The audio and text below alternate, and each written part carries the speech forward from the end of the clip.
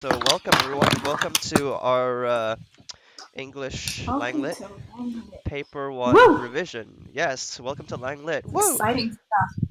Very exciting. So Exciting. yeah, we've got today's co-session, well, and all of the LangLit sessions really are gonna be co-led by myself, Mythic FCI, and also Jordan, or JV as her Discord username is. Say hi. Hey. So yeah, yeet. Uh, Yeah, if you have any, first just some basic etiquette stuff, or just like what we want you to do. There are going to be parts of this session where Jordan and I will be speaking, and we're going to be going over material. During those times, we'd like you to remain silent on the voice chat, but you can message any questions you can put any questions either in Twitch chat or on the Discord chat, and we will answer them as soon as possible. There will also be sections of this revision where we will explicitly ask people in here in the call to contribute some ideas, because we're going to be going over exemplar responses, and we're going to and past papers together. So we would like you all to contribute some ideas about what your thoughts are on the papers. If you notice any stylistic devices, you get the idea. Um, we'll let you know when we want you to speak, but otherwise, please do stay silent because Jordan and I, we've got a lot to cover today. Okay? We have a lot to go through. So if we do run over time, we apologize in advance, but there's tons of stuff that we're going to get through today. And it's all really, really fun. We'll try to make it fun. Okay. English is fun. We put some memes in the presentation. Anyway, okay, let's get started. So basically, this is just an outline of what we'll cover. It's on ACID notes as well. But yeah, so we're going to be covering some general stylistic devices, literary devices, rhetorical techniques, some text type specific conventions. This is like stuff that you'll find specifically in graphic novels and poems or verse text, etc. We're going to be going over exam strategies like time management on a paper one, planning and structuring a response, stuff like that. And then we're going to introduce a bit of more of a collaborative element in that we're also going to go over exemplar responses. And in fact, these exemplar responses here have been written by the two of us. So you get to evaluate our strengths and weaknesses in those responses, which I think we both wrote in year one. But yeah, Yep, both of yeah. them were in year one, Yeah. So, and we're unfortunately. also going to do collaborative practice on some paper one style text, analyzing together on text/VC. And of course, I just want to make something clear. We said that you were free to contribute ideas on VC. If you can't speak, that's also fine. Just contribute your ideas in the text chat or in Twitch chat, like either on Discord or on Twitch, and both are fine. So Yep. Jordan here is going to introduce what is the paper one. Okay, so paper one. Now, paper one is it's basically reading comprehension, but with added analysis. And so if you're at SL, you're going to have an hour and 30 minutes to do your paper. And if you're HL, you'll have 2 hours to do this paper. And so if you're SL, you will get one unseen text. That is one. A text can be anything. A text can be a poem. It could be a newspaper article. It could be a comic. It could be something from a short story. There are many different types of text you could get. And you will get one text if you're SL, and you'll get to pick from 2 pairs of 2 texts if you are HL. I think you may have mixed that up. Oh wait, no, never Did mind. I? No, you didn't What? mix it up. No, sorry, I Yes. misunderstood. Okay. You get one text, so you have 2 choices, and you pick one to analyze if you're SL, and you get 4 texts, 2 pairs, and you pick 1 pair to analyze if you're HL. So if you are very nervous about analyzing a text that you've never seen before, that is perfectly understandable, and it's quite a hard skill to develop, but that's what we're here for. We're here to help you through it and help give you some strategies to approach texts you've never seen. So we'll try and make you not as screwed as you think you are going to be. Why can't you say fucked? Okay. Anyway, Okay, go ahead. and also I just want to address something that I-OW, or however you pronounce that username, IO, said. HL pairings will always be non-fiction plus fiction. That isn't necessarily true. In fact, one of the pairings that we're going to look at, it's actually from the May 18 past paper, is two non-fiction articles. So it is not true that HL pairings will always be non-fiction plus fiction. However, one thing to note is you will always have some language text and you will always have some lit texts. You are always going to get that. So it doesn't matter if you're SL or HL, there will always be at least one lit text or at least one lang text. Oh, is my voice a bit faded? So I'll move my mic a bit closer to my mouth. And just to, yeah, that's what Jordan said is true. Answering 134340's question, no, you must. So they will explicitly say compare texts A and B or text C and D. You cannot compare A and C or B and D or some other weird combination. You have to Yeah, compare them in the pairs that they give you. So, yeah, I think for now, and we'll also go over the distinction between language and literary texts in a second, but it's a pretty simple distinction. But anyway, so in terms of time management, Jordan, would you like to start us off? time management, right. So, as is with every IB exam, you will get 5 minutes before the exam starts of reading time. So, for a LangLit Paper 1 exam, you want to use this time to read through your texts and choose and decide which text you're going to do. So, ideally, you should be skimming and scanning over all of the text that you have in front of you and sort of going off a baseline reaction that you have to the text about which one you think you would be able to pull more information out of, which one you think you're going to be most comfortable with writing about. So, especially for HL students, since you have two texts to go over, you really want to use this time well and decide as soon as you can so you can spend more time preparing your response. I just want to make a So, really quick remember, note. You are not allowed to write anything on your exam paper yes, during you're this not time. allowed to write. You're not allowed to write, but you can read and make a decision, and so you can start writing as soon as you can. Um, when you are preparing your response, so this is right after the exam has started, everyone's different. Everyone needs a different amount of time to annotate or to figure out how they want to structure their argument. But we would recommend, if you're a little bit unsure about the time you should be spending to prepare, it should be from 20 to 30 minutes long that you spend outlining. And so there are a few key things that you want to do during this time. You want to read through your texts, we recommend at least 3 times. So you're going to read through once of it to get a whole idea. Otherwise, you might miss out some things or you might make assumptions about the text that, end up being untrue once you finish reading the text. So read it once through. That's the first time. Then the second time, you are going to go through basically line by line and annotate as much as you can. And then at the very end of your annotations, you should skim scan through it again to make sure you haven't missed anything in your annotations. So that, depending again on how fast you read and how fast you annotate, can take anywhere between, if you have one text, maybe 10 minutes for SL. If you have two texts, it could take anywhere between 15 or maybe a bit longer, depending on how fast you read and what the text is. And then after you've finished annotating, you really want to start outlining your response. So you should be making point outlines of your paragraph so you know exactly what you're going to be writing. And we're going to be going over more about what a point of a paragraph is and what you should be including in your topic sentences later. But you want to be looking for at least 3 common ideas between all of your texts. And again, we'll go over what these actually are. But if you try and spread it too thin, if you try and have more than 3, or again, this is a loose rule, but that's generally a good staple to have in terms of outlining a paragraph. Once you've outlined, Mythic, you want to keep going? Yeah, once you've outlined, it's clutch time. Start writing.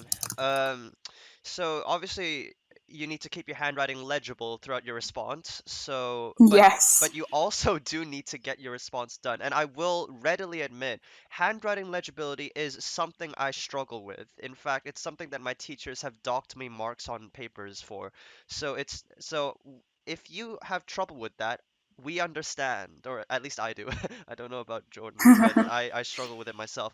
But try to keep writing at a consistent pace that is quick enough that you'll have enough time, but enough to keep your handwriting legible. And just try to give yourself maybe a few 30-second breaks every so often, like every 30 minutes or so, just to rest your hand, shake it out, and just keep yourself energized and ready to go. And after you write your response, which ideally, if you've outlined and you've prepared and you've annotated well, you should not have to stop for any significant amount of time during your response because you'll have the majority of your ideas down, and any further thoughts you have will only be just quick notes that you can quickly write onto your paper in like 30 seconds. So after you finish writing, you should ideally have about like 5 to 10 minutes left, which you should use to proofread your response, and you must proofread your response. Um, Yes, please, please, please. I don't care how rushed you are at the end. Proofread your response. Yes, please do it. Otherwise you're going to end up making absolutely stupid mistakes that are not representative of your skill level.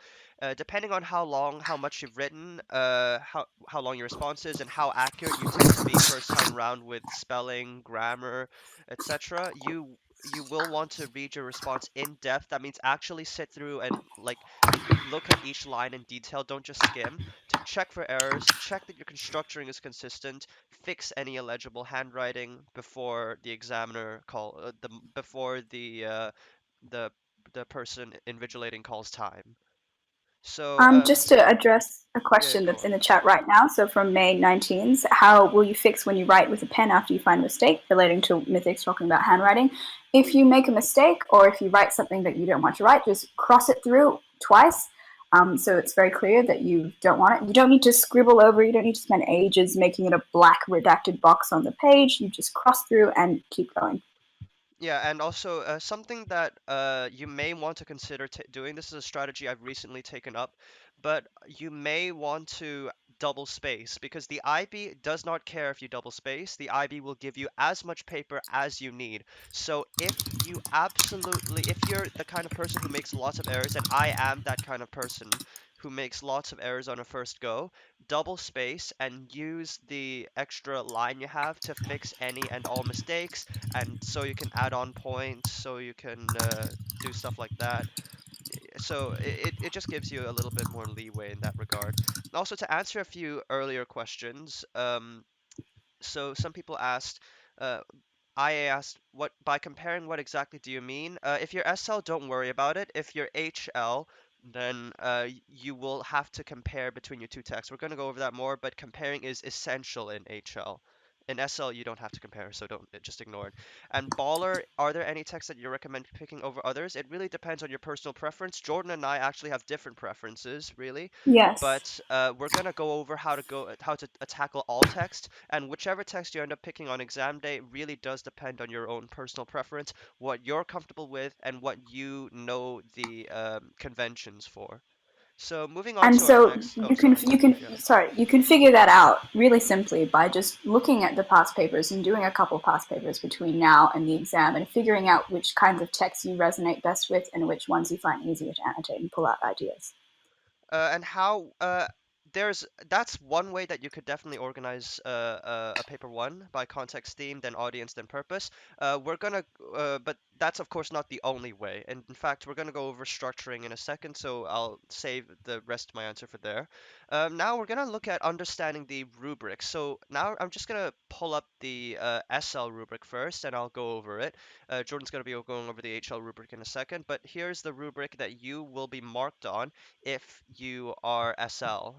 So there's four criterion, and there's also four criterion um, for HL. But so the first criterion is criterion A, understanding of the text. So you need to demonstrate that you have a very good understanding of the text. That means you understand elements such as its purpose, its text type, its core message, etc., etc.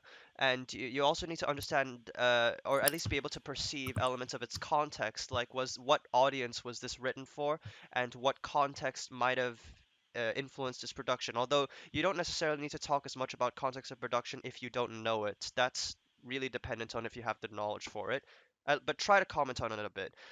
Perceptive comments are supported by consistently well-chosen references to the text. All your arguments and your points regarding the text need to be well supported by actually referencing it. That especially includes quotes, since this is paper one, you have the text in front of you.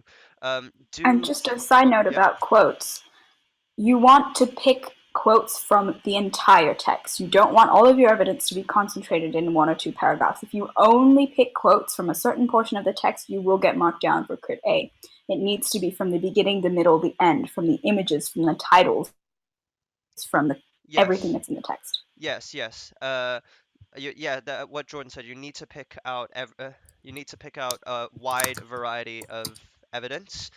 And I just want to make a point. It says in the mark scheme, if you'll notice mark band 5, it says perceptive comment.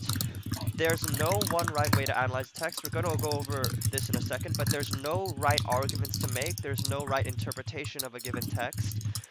In fact, Jordan and I were doing a little bit of prep for our session. In fact, we ourselves disagreed on some interpretations of the text, but disagreement is fine because there's no correct interpretation. The only correct interpretation is one that's well backed up.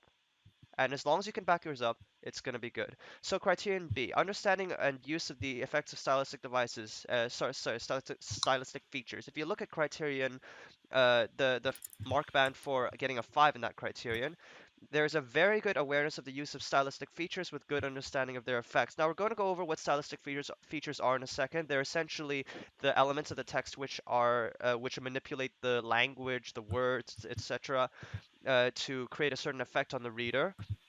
So you need to have a good awareness of which one of those are present in your text. You ideally should have a wide variety of them, and you should be able to analyze their effect on the reader in depth. That's very important, the effect on the reader.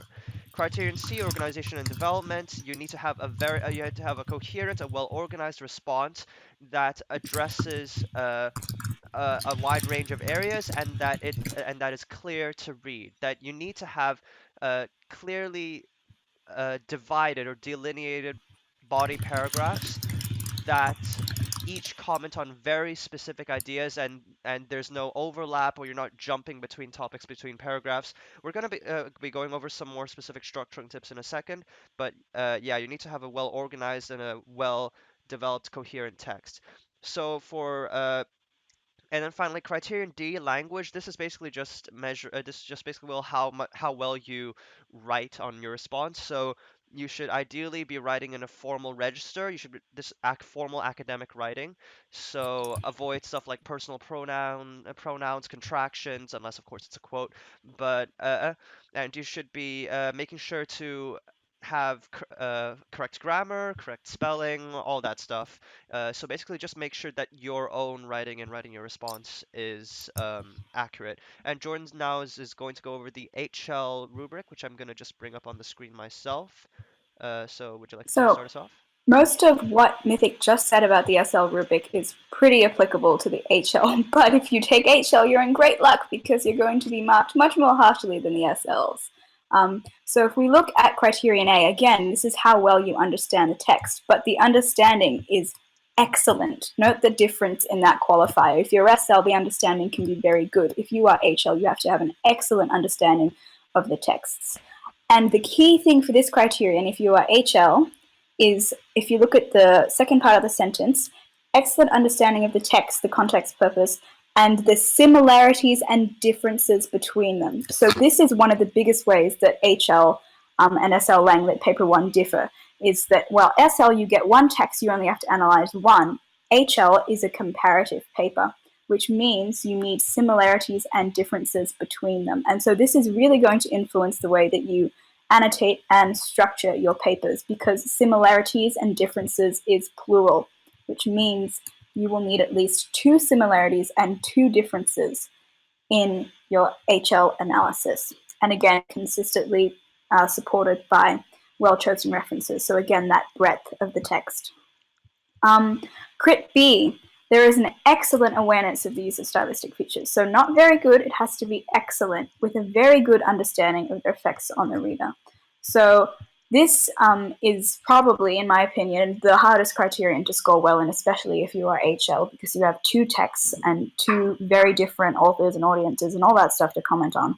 So scoring well in this criterion is very tough, and where people usually miss out is the effects on the reader. So we're going to be talking a little bit about how to analyze quote-unquote effects on the reader, what that means, and how you can link that in your response. Crit C, kind of well balanced and effectively Wait, sorry, could you organized. say that Again, again? this It is the cut out key. on your audio cut out. Oh, from where? From Crit C. Critzy. Okay, this is pretty self-explanatory, and it has a lot to do with paragraph structure as well as how your essay is structured as a whole. But the key for this, for HL, is that your analysis is well balanced. So this means you can't spend 90% of the paper talking about text 1 if you really like that text and you're really comfortable with it and you have a lot to say about it, and only write one paragraph on text 2. You cannot do that. You have to talk about both texts in equal amounts. And you need to be able to do it well and link and have effective paragraph structure for both. So that's the key for Crit C for HL. And finally, Crit D for HL, your language has to be very precise, very well chosen. You need to have a highly academic register, very little grammar mistakes, very little spelling mistakes, and altogether appropriate to an academic commentary. So yes, the main differences between SL and HL are that you will be comparing two texts and that your analysis has to cover both of those in parts. Yes, and we've actually had a couple of questions in pinned messages. Perhaps well, to address Feynman's question of is it better to proofread? In my opinion, I would just write and then just write the entire response, because you're gonna be don't interrupt your train of thought, because once you get into that groove and into like how in writing a good response, it's very difficult to get back into it if you slip out of it for some reason. So keep yourself focused and just write, and then leave yourself a bunch of time at the end, which is enough to review your entire response. Uh, and Catbook says, how do you show excellent understanding? While I approve of the pun, um, well, we're gonna go over that. Basically, just you just need to you need to show a greater degree of depth and variety in your in the devices and the techniques that you analyze. So an analysis that you might get away with in SL might not be sufficiently detailed in depth for HL. So Um, yeah, Jordan, your yes. comments? No, I just want to, well, the two pin messages that are currently up, I think we can address later because we're going to go over that stuff later. Yes, yes.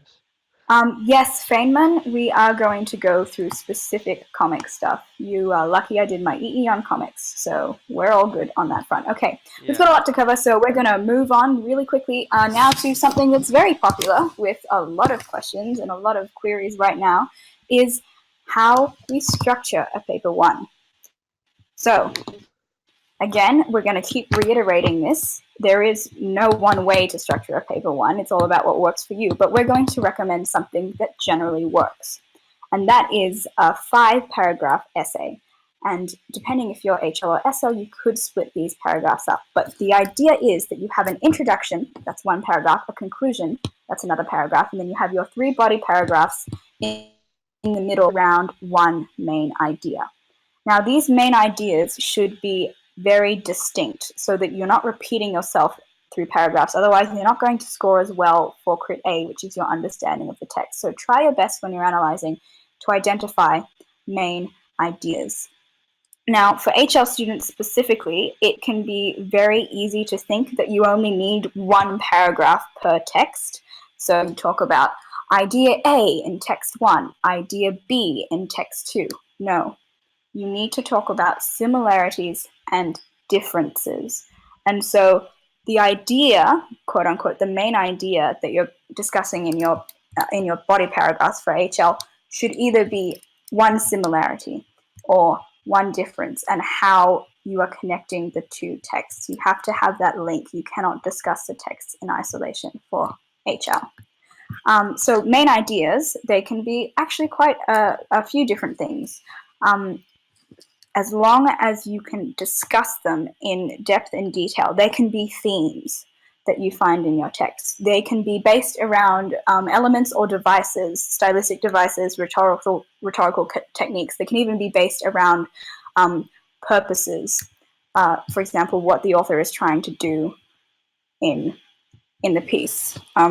There's tons of different ways you can structure a paper one, but the most important thing is that you have main ideas. If you just ramble on for paragraph after paragraph about, oh, this is what the text's about, and then it kind of says this, and then it kind of says that, you're not going to score very well at all. So that's a key to structuring a paragraph. We go to the next slide. One of the things that will help you so much when structuring a paper is to make a plan before you start. I cannot stress this enough, and I think Mythic will agree with me here in that I do if agree. you are not, if you don't make an outline for any of your English papers, what are you doing? Fix it. Please make an outline. If you have a poorly structured analysis that jumps all over the place, you will not score well in Crit C, which is one of the easier criteria to score in, and you won't be able to address everything as holistically as you should be able to do. And so one of the ways that you can help make sure that you have a well-structured paper one is through your individual paragraphs. And so the LangLit Helper team has come up with a handy little acronym for you guys to remember good paragraph structure, which Mythic's going to go into right now. Yeah, actually, just before I go into it, I'm just going to really quickly answer a few questions that have popped up. Regarding ACTSS or ACTS, that is one way that you could do it. I believe it stands for Audience, Context, Theme, something. Okay, I don't use ACTS myself. I didn't learn it. We're going to actually introduce our own acronym, which we'd like you to consider, perhaps. But that again, a main idea can be anything. You can talk about the differences in audience and purpose. You can talk about differences in context. There's no one way to structure it. If you prefer to structure by devices, which is my personal preference, it's the way that I learned how to do paper one, and it's the way that I feel comfortable doing paper one, do that. If you like structuring by shared thematic ideas between your text, which is what I believe Jordan is most comfortable with, it's Mm-hmm. her preference and it's how she usually does paper ones, then do that. That's perfectly valid. Both can get you a 20 out of 20, although I haven't actually seen anyone ever get a 20 out of 20. But both are perfectly valid methods of structuring. There is no one valid way or no one single correct way to structure. Yes, I know I have to activate Windows. Uh, okay, so now we're going to look at the Petal paragraph structure. So I know a lot of you have seen or have been taught at least the like structures like P or Pete or whatever acronym that you might have heard of in terms of how to organize paragraphs. Now, this is just a variation of that, which really helps you to unwrap or open the petals of, hey, what up? Oh my god. Shut up, Jordan. So it's good. So this is like an extension of that, which we believe helps you to do well with analyzing and organizing paragraphs in language and literature specifically because of the specifics of the course. So Petal stands for, if you can see my screen, uh, Point, Evidence, Techniques, Analysis, Link. So point is just you need to so first off with point you need to state exactly what you're arguing. So for instance, the specific thematic idea you're structuring your paragraph around, the stylistic device that you're structuring it around, stuff like that. And this is very important because if the examiner doesn't know what you're saying in that paragraph by the first sentence of your paragraph, you're doing it wrong. You need to explicitly say it, and we're going to give you an example of a possible petal structure in a paragraph structured around Petal in a second. Now, yes, there's a bunch of different acronyms. This is just one possible way that we're suggesting. So Petal. So now we've gone through point. So now we have evidence. You need to provide evidence from the text. Remember when we were looking at the rubric? This is incredibly important. You need to provide evidence by quoting or, for larger chunks, paraphrasing.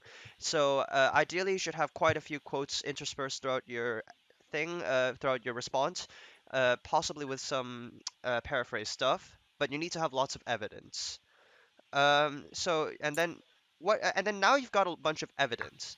So what you need to do next is techniques. You need to identify the techniques, the features of language, the rhetorical techniques, the stylistic devices, etc., that are present in that evidence. What does this evidence contain? Like if you just give a quote and you essentially name drop, what does that doesn't mean anything. But if you give a quote and say this is an example of the use of metaphors, that's a stronger analysis because you're saying what the quote is, what it consists of. And then once that's done, once you've identified the techniques, you need to analyze the effectiveness of those features regarding their effect on the audience or the reader. Uh, and finally, once you've analyzed all of this effectiveness on the reader, you need to tie this all back to the thesis of your response. You should have a thesis, which we're going to go over in a second, I believe. But I don't know Yep. if we are or we aren't. But if we are, it's just basically you need to have a clear statement at the beginning of your paper, which states all of your main ideas and how they impact the reader. So you need to link your point made in this paragraph to the broader argument that you're making in your exam as a whole. Mhm. So this is an example of a shortened Petal paragraph, which actually came from a paper one past paper that I did actually. So this is shortened. So this is obviously way shorter than the stuff that you should be writing on a on a real paper one. But here you can see, for instance, we've highlighted the important points. Like, for example, point in red, you see this text uses diction and emotive language to create a somber elegiac tone, uh, emphasizing the despair of the victim of HIV in question, because the text was on an HIV sufferer. So, and then you have the evidence in orange, which here it's evidence of diction. Um, sorry for the stream delay, guys. It's just it's a thing that happens with Twitch, but you should be able to see the text by now. And Jordan, if you could copy it into the thing, Oh yeah, I can copy it screenshot into the the slide chat. for you guys. Yeah, yeah. Yeah. And so, for instance, the effect of HIV is described as debilitating. The needs of those in poor countries without HIV/AIDS medication victims as desperate. So you see here, I'm quoting directly from the text. That's my evidence. Now, and then I go into saying what the techniques are. These loaded words and phrases describing the negative events and effects and consequences of HIV. That's the techniques. Appeal to the reader's emotions, convincing them of the epidemic severity. That's the analysis. That's where I explain the the effect on the reader, and then finally I link it back to my thesis regarding what the text does. So this is obviously this is only on one text, and for if you're doing two texts, you will need to, of course, have evidence, techniques, analysis for both. Um, this is closer to what you would be doing in SL, I think. But yeah, so Hmm. I hope you guys see how a paragraph can incorporate all these different elements and thus form a coherent structure in regards to structuring a paragraph. Yep. And please So note that these, it's not a pick and choose, right? With this, you have to do all of these if you want to have a well-structured paragraph. You cannot miss a point and you cannot miss a link. If there is anything that you don't miss, please don't miss the P point and please don't miss the L link. Otherwise, you are not going to score above a 4 in Crit C, no matter if you're HL or SL. The link is the part I find reading tons of exemplars and tons of my classmates' work that people forget the most. Most people just end with an explanation and they forget to tie it back to the whole argument they're making for the paper. So please, please, please do not forget the L. And I'm going to address, I think a couple of you guys asked in chat a while ago about ACTSS or some other sort of structuring. And from what I remember, that acronym has to do with, context or language or text or audience. You shouldn't be breaking down stuff like that into individual paragraphs. If you're going to talk about language, you cannot have one paragraph just talking about language. You have to have language analysis throughout the entire piece. If you don't, you are not going to score very well. If you only have one paragraph talking about audience, you are not going to score very well. So please try not to break them down like that. I know that's a common acronym that there's tons of acronyms out there of different teachers that they use. Where you have an acronym coming up for you on the next slide about not necessarily how to structure your paragraphs, but what you should be thinking about when you are writing your analysis. just one So thing really take quick it away. before we move on to that. just answering, who was it? Let me check the pin messages. It was two questions, one from IA, one from Drive Master. So IA asks, I've seen exemplars of paper one responses with the body paragraph split into several paragraphs. Would that be better or worse? Well, you should have one paragraph, or you should have at least one paragraph per idea. Remember we said aim for a 5 paragraph essay? At least one paragraph per idea for 3 ideas.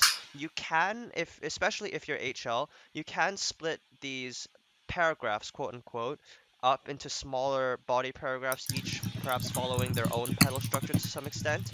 So it's personal preference, but you should have three main ideas and three broader arguments structured around petal that you can then go and split into smaller body paragraphs. And Drive Master asks, does the commentary have to be based on these questions below? Yes. Oh, yes. Yes. Yes. SL That's one thing we responses forgot do to do, I have. guess. Sorry. Yeah, SL questions. Sorry, we forgot to actually go over that. SL on the paper one, you will get given specific guiding questions. It's definitely worth having a look at those, and you should definitely comment on at least. I think you should definitely comment on all of those elements if you want to score a high score in that regard. So you should definitely try to address all those areas. You don't have to structure your response around those areas. You don't have to make one That's a paragraph for big this, thing. one paragraph around that, around the second question, but you do but I would highly recommend you address all of the elements in those guiding questions. And now we'd like to go over our own little things. So a lot of you may have learned the Big Five. Some of you may have learned ACTSS or ACTS. Now, we propose an alternative, tap And dance. yeah. We came up with this Yep. ourselves. Now, this is what we two believe, as Langlet helpers, are the key elements of any text. Now, we're making our new acronym because ACTS and Big Five are pretty vague acronyms, and they're not. As in the big five, obviously there's very little indication as to what each of the five are, and acts, it's easy to forget that you have an extra s or what the s may be. So for tap dance, this is what we feel is a more natural acronym to remember, and it contains more information uh you can analyze and that may be relevant. So first off, T in tap dance, text type. what uh, what text type, and therefore what text type specific features are with is the text. A lot of students forget this. A lot of students just jump straight into the analysis without considering what specific features of the text uh, the help aid the progression of. Oh, sorry, slow down. All right. So help aid the text in producing a certain effect on the reader. So text type and text specific conventions, because different text types will have different different elements to them that you need to pay attention to. We're going to look at that later, but you need to identify it, and you need to be able to talk about elements that are or features of the text type that your text is that influence its effect on the reader. Second, we have author.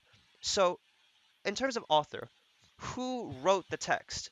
What what's their background? Obviously, on a paper one, you may not have much information to go off of here, but they will provide the author. They will always provide the author, and within the text itself, there may be indicators of the author's background. For instance, you can look at, for instance, the author's name. If the author's name is distinctly Asian, like if you can tell it's a Korean name or a Chinese origin name, then what does that tell you? It tells you that the text may be influenced by the author's background of perhaps growing up or coming from such a society.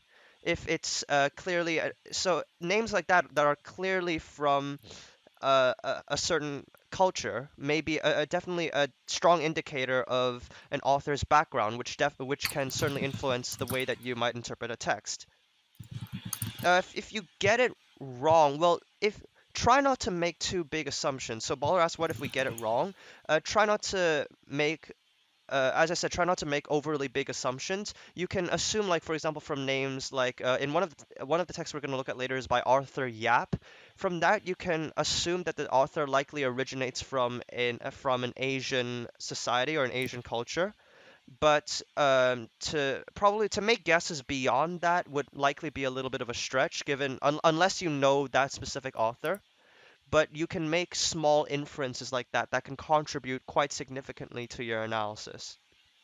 And if you're stuck on trying to identify an author, if all you're given is a newspaper article and it's a name and it's like, I don't know, Libby Smith or some random name like that, and you have no idea what they're talking about, you can infer from the text type as to what the author might be. So if they are writing for an article, if they're writing for a magazine or a newspaper, they're probably a journalist. And so that's a piece of relevant contextual information that you might be able to use. If it's a poem, well, you obviously know that they're a poet, and you can start thinking about what might poets be doing or incorporating into their work, or what might their message be. Yeah. Yeah. Okay, so next we have the P, purpose. Why was the text written? What was the author's intent in creating the text? Texts are not created for no reason. Now, like no matter what English teachers may tell you when just sitting down to write a paper, like authors don't just write text because they're bored. Authors write text because they want to convey a certain message, or they want to convey a certain idea to an audience. Now and so you need to ask yourself, why was the text written? Was it written to advance a feminist message or a feminist agenda? Was it written to espouse traditionalist ideas and concepts regarding gender norms? You need to be able to identify this purpose. Now, finally, I just want to really quickly address an earlier question. Petal is a paragraph structure in the same way that P or Peel is a paragraph structure. It's just a broad way that you can structure an argument within a paragraph. Tap dance is an acronym to help you remember important elements of a text that you can analyze in a possible analysis. Now, moving on to D, devices. What stylistic devices or rhetorical techniques, etc., are used in your text? We're going to go over this later again, but basically, what formal devices, manipulations of language, are used by the author in conveying some message or achieving the purpose, the P of the text? Now, audience, this relates to purpose. Who did the author intend the text to be read by? This can be the general public. This can be a subset of the general public. Um, and it can be now identifying this may be a little bit hard without a detailed indication of context, but you should try to you should be able to identify at least a broad audience that an audience that a text might relate to. I think someone's speaking on VC. Could you please mute? Thank you. Um, and also you need to consider, does your text relate to any additional audiences that may not have originally been intended? Now, isn't perhaps as relevant for paper one as it is for paper two, which we're going over tomorrow, but you should try to identify at least the audience which was intended by the author and why the author might want to approach that certain audience, and how they approach that, or how they appeal to that specific audience in writing their text. Now we have N, narrative. So, narrative is just what is the progression of the thematic ideas within your text? What is the progression of ideas? If you're looking at a text like a fictional text, like an excerpt from a short story, what's the plot progression? If you're looking at a nonfiction text, like a news article, what's the progression of ideas? Does it start off talking about does it start off merely describing the event, then move into an argument for gender equality? Does it move from an argument for gender equality to an argument against gender equality? What is the progression of ideas, and how might that progression influence, how might those ideas, and perhaps even the order in which they're conveyed, influence the text? And then we have C, context. This is very important, and we've touched on this several times, but you need to explicitly mention what's the context in which the text was made. We already talked about this earlier with a little bit with authorial context. You should try to identify the context, at least broadly speaking, in which the text was produced. Like we talked about earlier, identifying where some potential background features of the author. And often texts or the IB, when giving you text, will provide at least a little bit of contextual information. Like one of the texts that we're going to look at later is from a magazine that's published in, I believe, the Midwest of the U.S. and the IB explicitly mentions that in a small blurb beneath the text. So the IB does help you out a little bit here. You need to be able to explicitly mention this and um, and draw from it to strengthen your analysis and talk about how contextual elements where the text originates from influences the text and its effect on the reader, because the reader, when reading it, is not independent of context either. The reader has their own context. Like, as a lot of people here are students, right? We're all IB students. So we as IB students, our context of being students influences our interpretation of texts. Now, obviously, you probably shouldn't be talking about how you as an IB student might influence text, but you might want to talk about how the intended audience of a text might have certain societal norms or elements of their own context which influence how they see a part of a text. Um, and then finally, we have effect, which basically is just tying all this back together to what is the effect of all of the above on the reader. This is incredibly important, and a lot of people miss this. We're going to say this a lot. A lot of people forget to say, a lot of people identify lots of devices, techniques, the audience, the narrative, but they forget to tie this all back to what the effect of all this is on the reader. You need to identify what this all makes the reader feel, because that's the most important part of all these features of a text. They all serve a certain purpose in creating an effect on the reader, and you need to be able to say what that effect is. Now, Jordan, do you have anything to add? Very solid. And I'm just going to say right now, we are going to go over 2 hours. So if you have to leave, no worries, we'll record this, but it's going to be a long presentation. So stick with us. Yeah, we're probably gonna go over. We are going to go over on slide 12 of 36. Oh Okay. God. All right, and Um, just to answer Patricia PvP, oh, I know you IRL. Okay, hi. Does this oh, apply for English nice. SL? Yes, it does. This applies to English SL. Everything in here, unless we explicitly say it's HL only, because HL paper ones are comparative, all of this can be applied to SL. So now we're gonna move on to outlining. Now, Jordan, would you like to take us through? Yep.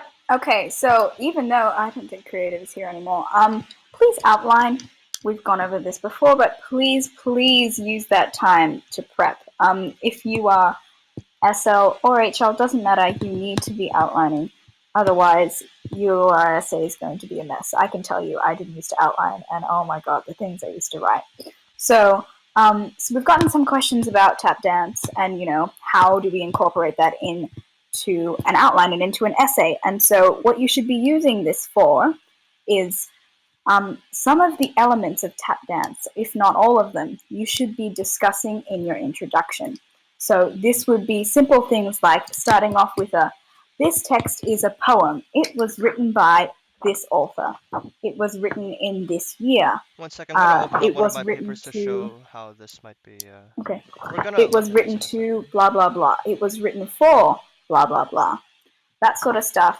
Those are all elements of tap dance, and they should be talked about in your introduction. Yeah, like for And you can example, oh, extend just really quickly, you can see like in this response that I'm going up here. We're gonna go over this in more depth later, so don't worry about it now.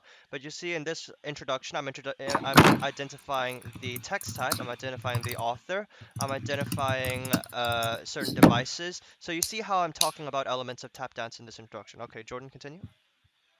Okay, yeah, so you can use it to scaffold your argument, but the most important part of your outline, because we are talking about outlining right now, you have to write down your topic sentences, or at least the main ideas of your topic sentences. And so this should be how the author achieves a certain purpose or creates a certain effect on the reader. So in terms of actual topic sentence, there's a little bit on the next slide about topic sentences. But when you're outlining, please don't write out every single piece of evidence that you've chosen. Your annotations should be just on the text, and you should be pulling them out as you're writing. What you want to focus on when you are physically writing your outline on a scrap piece of, not scrap paper, on the booklet that they give you, is the point and the link of each paragraph. You can even write them out in abbreviated form if you're feeling really speedy. I know Mythic likes to do this a lot, is to write in shorthand. As long as you know what the point and what the three main ideas you're going to be talking about are, and those can include elements from tap dance. So you could have a paragraph based around a certain type or a certain few types of devices. You could have a paragraph based around how ideas progress throughout the piece. So that would be narrative in tap dance. You could have a paragraph about that, and how the progression of ideas throughout the text helps the author fulfill a certain purpose, which has a certain impact on the reader. So that could be an example of a topic sentence. Specific notes on the next slide for HL students. When you are structuring a comparative analysis, you must have similarities and differences between your texts. You need to link them. You cannot talk about them in isolation. They are either going to be similar or they're going to be different in some way. And so these differences can be thematic. They could be, for example, text A is about courage and how we must use courage to overcome challenges, whereas text B is still about courage, but it might be about how others can be used to help us overcome challenges instead of us having to overcome challenges by ourselves. They could be different like that. They could be talking about the same idea, but using different features, different devices, different techniques. Maybe one uses a lot of emotive language and descriptive imagery, while the other one makes a lot of rhetorical or logical-based arguments in order to convey the same message. But if you are HL, you must have a minimum. This is a minimum. Otherwise, you will not score more than a 2 in Crit A. A minimum of 2 similarities and 2 differences, because the rubric states plural, and so the minimum is 2. And so when you are outlining if you're an HL student, you can do this by creating a simple T-chart. So 1 column of similarities, 1 column of differences. And so you're going to go through your text and begin pulling out where they're similar, if they're similar by theme, similar by purpose, similar by feature, and then the differences. And then you pick and choose the best arguments, and that's what's going to make the basis of your paper. So in terms of topic sentences, now I know this is on the HL slide, but if you're an SL student, this still applies. So your topic sentence for each paragraph must acknowledge an idea that is being conveyed in the text. You have to have what is being conveyed. If you are an HL student, that idea should be a similarity or a difference. Be as explicit as you can. You can never be too explicit with your topic sentences. The more clear you can be, the better. So you need to have an idea. If you're an HL, you need to have a similarity or difference that you're going to talk about. Then you need to have the author's purpose in doing so. Why did the author choose to present this idea? Why did they do it the way that they did? You need to make some sort of comment about that in your topic sentence. And your topic sentence can have features and devices. So it could be text A develops the theme of blah. The author did this in order to convey blah to the readers. And they did this through the use of metaphor and simile and diction. If you include features, devices in the topic sentences of your paragraphs, that's fine. That's great. You're allowed to do that. You can even structure your argument like that. But you are not allowed to talk about any other features in that paragraph if you do identify stuff in your topic sentence. Blah. So I can't think of stuff on the spot. Just keep that in mind. If you want to keep your options open for the rest of the paragraph, keep it general or focus on a thematic idea. And so that's how you should be outlining if you're an SL or an HL student. And please, please, please, please, please, similarities and differences. I cannot stress that enough if you're HL. Yes.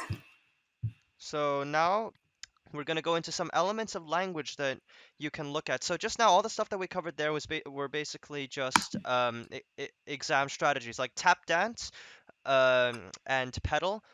Those are things that you can use in an exam to help you remember key elements of text that you can look at. Um, T chart, was that mentioned here? Oh, I Um, mentioned that briefly. Basically, it's literally just a table. You just draw a T down the side of your paper, one column for similarities, one column for differences, and then you put that in. And so it's just a way to help you organize your thoughts. But please, I would highly recommend doing this if you're an HL student, to have one column of similarities, one column of differences. Yeah. okay, Sorry, keep so going. yeah, now we're just gonna look at elements of language that you can look at. Just now we went over some exam strategies, so stuff that you can look at in an exam to help you to analyze, analyze texts. Now we're gonna be looking at elements that you can find in text. So first we're gonna go over some stylistic and literary devices. Now these are uh, knowing about these are essentially these are essentially the bread and butter of English in general. These are stylistic and literary devices are formal features that are used in writing to convey a certain tone or a mood or a certain idea. So they have an effect. Yes, someone is a fast typer. I believe that was Jordan. Sorry. These are used to. These are formal features. That means you can. That means these are parts. These are elements of language that you can see within the text itself that convey a certain tone or mood or an idea. They have an effect on the reader. So, how exactly do they do this? Well, generally, they do this in four ways. So, you can try and look for these sort of patterns in stylistic and literary devices. Uh, so, the, uh, so either they'll repeat things to emphasize them, they'll use specific words or phrasing um, to make you feel a certain way about something. They'll make words or phrases sound or look unique so they stand out, or they'll reference things the reader is familiar with to help the reader better understand the point that the writer is trying to make. By linking two concepts, you apply you apply the connotations, which we're going to go over connotations in a second, of one to the other. So uh, uh, so basically, if you can try and look for all four of these patterns in the way that that a text uses language. Are things repeated? Are specific words used to make you feel a certain way about something? Are certain phrases emphasized in the way that they're positioned so that they look unique, so that they stand out? Are references made to other texts that the reader may be familiar with, like the Bible, to help you understand what the point that the writer is trying to make? Try to look for all of these patterns when you're analyzing any text. Now, some common broad examples of stylistic and literary devices you can look for. One very big one is diction, or as some may call it, lexicon. So this is just word choice, the author's choice of words in writing a text. Now these can convey tones, moods. They can be used to emphasize certain messages. They can convey implications, etc. And this is linked to connotation, um, which is a further implied meaning beyond what words literally mean on the surface, versus, of course, which is their denotation. So, for example, if you say the White House. Now this is I actually don't remember the specific name of the device this is. I believe it's synecdoche, but I'm not sure. But if you use White House to refer to the U.S. government as a whole, there are certain connotations that come with thinking of the U.S. government. That go beyond merely the word White House, which on its surface meaning is literally just a white house. Of course, people rarely use it for that, but yeah. And then of course there's repetition, repeating certain things, words, phrases, etc., to emphasize them. And metaphor which is comparing or creating several things indirectly without using linking words. Now, the difference between simile and metaphor. Oh yes, it's metonymy. Yeah, it's metonymy. My bad. Look, see, we make mistakes too. Um, so yeah, metaphor. The difference between simile and metaphor is, oh my God, Jordan, stop. Simile is where you compare certain things directly using linking words, like for instance, the sky, or for instance, his hair was as dark as the night sky, or something like that. You see how I'm Oof. connecting it directly as like. And whereas metaphor would be you connecting things indirectly without using a linking word. For instance, you might have his hair. His hair was the night sky. Or, so there you're indirectly linking the two without the use of linking words to directly connect the two. But still, both of them are concepts. I mean, sorry, both of them connect the two concepts. Zergrush. I'm actually not entirely sure. I didn't learn about semantic and lexical fields. I do believe Jordan has. I can let her answer that. Yeah. So this is the trouble with a lot of, because some, as you just saw, we just confused to. It's sometimes hard to distinguish between the two, or between the three. So Zogras is asking about the difference between semantic field, lexical field, and diction. Semantic fields and lexical fields are the most closely tied. They're basically words that are spread. What's the best way to say this? If you can identify a pattern of words that is being continuously referred to, if you have a paragraph and you have tons of words to do with, violence and blood and gore, you could have a lexical field of violence. It's basically a series of grouped words that can refer to a specific subject. So the line between semantic and lexical field is it's very thin, and I really don't want to try and distinguish between the two because there isn't much point in arguing over definitions. So lexical field is basically a series of grouped words that refers to a specific subject. Diction is more broad than that. It's the word choice throughout the entire piece, I would say, and the reason why the author made that word choice and the implications and connotations behind those things. I Oh, think, look, we have a lit yeah. student. Thanks, Bear. Thanks, There you Bear. go. I mean, if worst case scenario, if you don't want to get into the distinctions between the two, you don't have to. I did not learn this, and I've been scoring pretty well in responses since I started Exactly. LangLit. It's not strictly necessary. Um, like you can just say trends, and you can just talk about trends in diction. Like the author commonly uses very highly negative or emotional diction in referring to something. You don't even need to talk about lexical fields at all. You can just talk about that. And Yeah. Suikaku, I'm not even predicted anywhere near a 45, so nice beam. Um, I think last predicted I got like 38 or 40. Anyway, so moving on. We last talked about simile and metaphor, so that's out of the way. Now, allusion is a literary device where you reference a known or a famous literary text. For example, the Bible. If you're quoting from the Bible, you're linking the implications, the connotations of the Bible as a concept, and also more broadly speaking, the concept of Christianity to whatever you're talking about. So, uh, it's unfair if IB gives text that alludes to Bible. I wouldn't say so because the Mm-mm. Bible is it's a very widespread, famous text that a lot of people around the world know of. So texts that refer to the Bible, um, if you see texts that refer to the Bible, then you can. There's in fact that's something that's really good because you have something to talk about. There's this clear reference to something, and there's clear connection between the two concepts which you can talk about.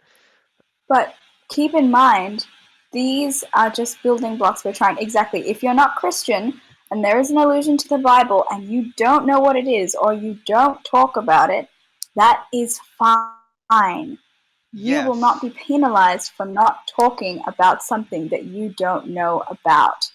If you can describe it generally, if it's a very explicit reference to the Bible, if it's something like Adam and Eve, and you pick up, oh, I know, that's a religious reference. If you simply identify it as that, even if you don't know what it means, that's fine. You don't have to talk about everything in the texts. You just talk about what you're most comfortable with. We're just bringing in some things that you could possibly talk about. Yep. And also, Baller says, should you suggest we learn important dates in history?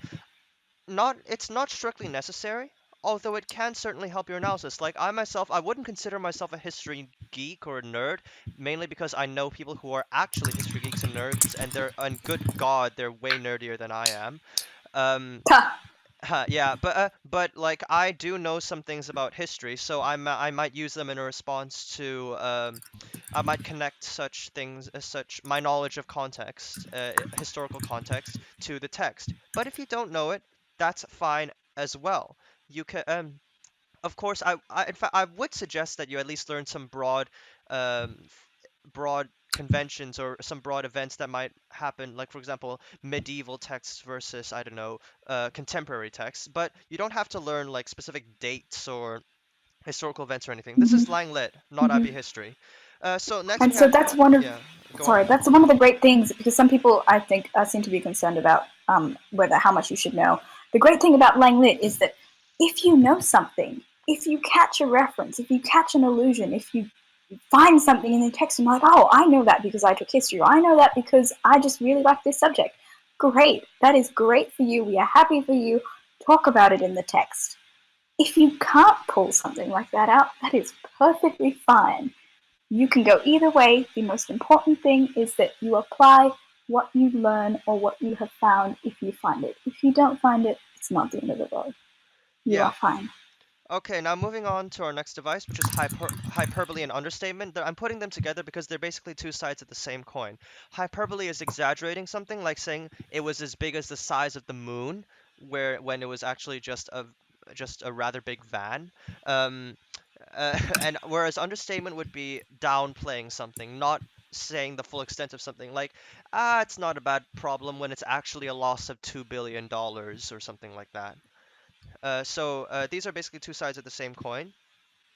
And then finally, we have parallel structures. Now, this is a broad term. There are more specific variants of this, which are like tricolon is the repetition, not repetition, sorry, which is the statement of three clauses or phrases in quick succession that are related to each other. But parallel structures in general is just when you, in a paragraph, state related ideas with similar structures. Like, for example, now is the time to pick up your guns. Now is the time to fight against tyranny. Now is the time to now is the time to take this to the streets. Do you see how in that impromptu example I just gave, I used essentially the same sentence structure, repeating now is the time and in in emphasizing the points I'm making in each of the sentences by linking them, and together they create a stronger connection. And regarding "I have a dream," actually we're gonna look at an excerpt from that later. But yeah, so those are the devices. Now, Jordan, a couple things to note. Yes. So, wait, where I'm sorry, I'm busy replying to questions in chat. Um, what are we noting? We're noting. Oh, okay. Yep, gotcha. Um, if you memorize definitions, it's not really helpful. Memorize, understand what a few key devices are, but you need to be able to talk about what this device does. It's not good enough just to identify features. You need to be able to say, right, so we have a simile here, but what does it do for the reader? Does it emphasize a certain idea? Does it condemn something? Does it destabilize something? Does it immortalize a certain concept? You need to be able to talk about what this device does for the reader. And if you can't remember the name, that's fine. You don't need to cram flashcards of literary devices. You don't need to do that. That's not necessary. Describe what it's doing. you will still likely get points. If you see an idea being repeated, but you're like, oh, I can't remember if that's parallel structure, or if it's diction, or if it's anaphora, or if it's whatever, then just say repetition, and you will still get marks for talking about what the effect of that repetition was on the reader. Yep, I think that's all we need to say. Yeah, just responding to Hal's point, I was typing response, but you just got done, so I'll say it on voice. We don't really have time to oh my God, Ace's comment, but we don't really have time to cover very niche stylistic or literary devices, unfortunately, because we need to this is focused on the paper one, not analyzing language in general. On acitnotes.com/English language literature, Jordan, maybe you could post the link in the chat. So there Yep. are we have links to resources where you can find a very wide database of a wide list of devices that you can look at.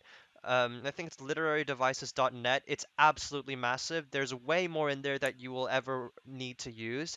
But if you want to learn about more niche devices or like specific subvariants of broader devices, then you can check out the stuff. And I think May19 just posted a PDF. I haven't seen that PDF before, but download it and if you find it useful, go ahead, use it.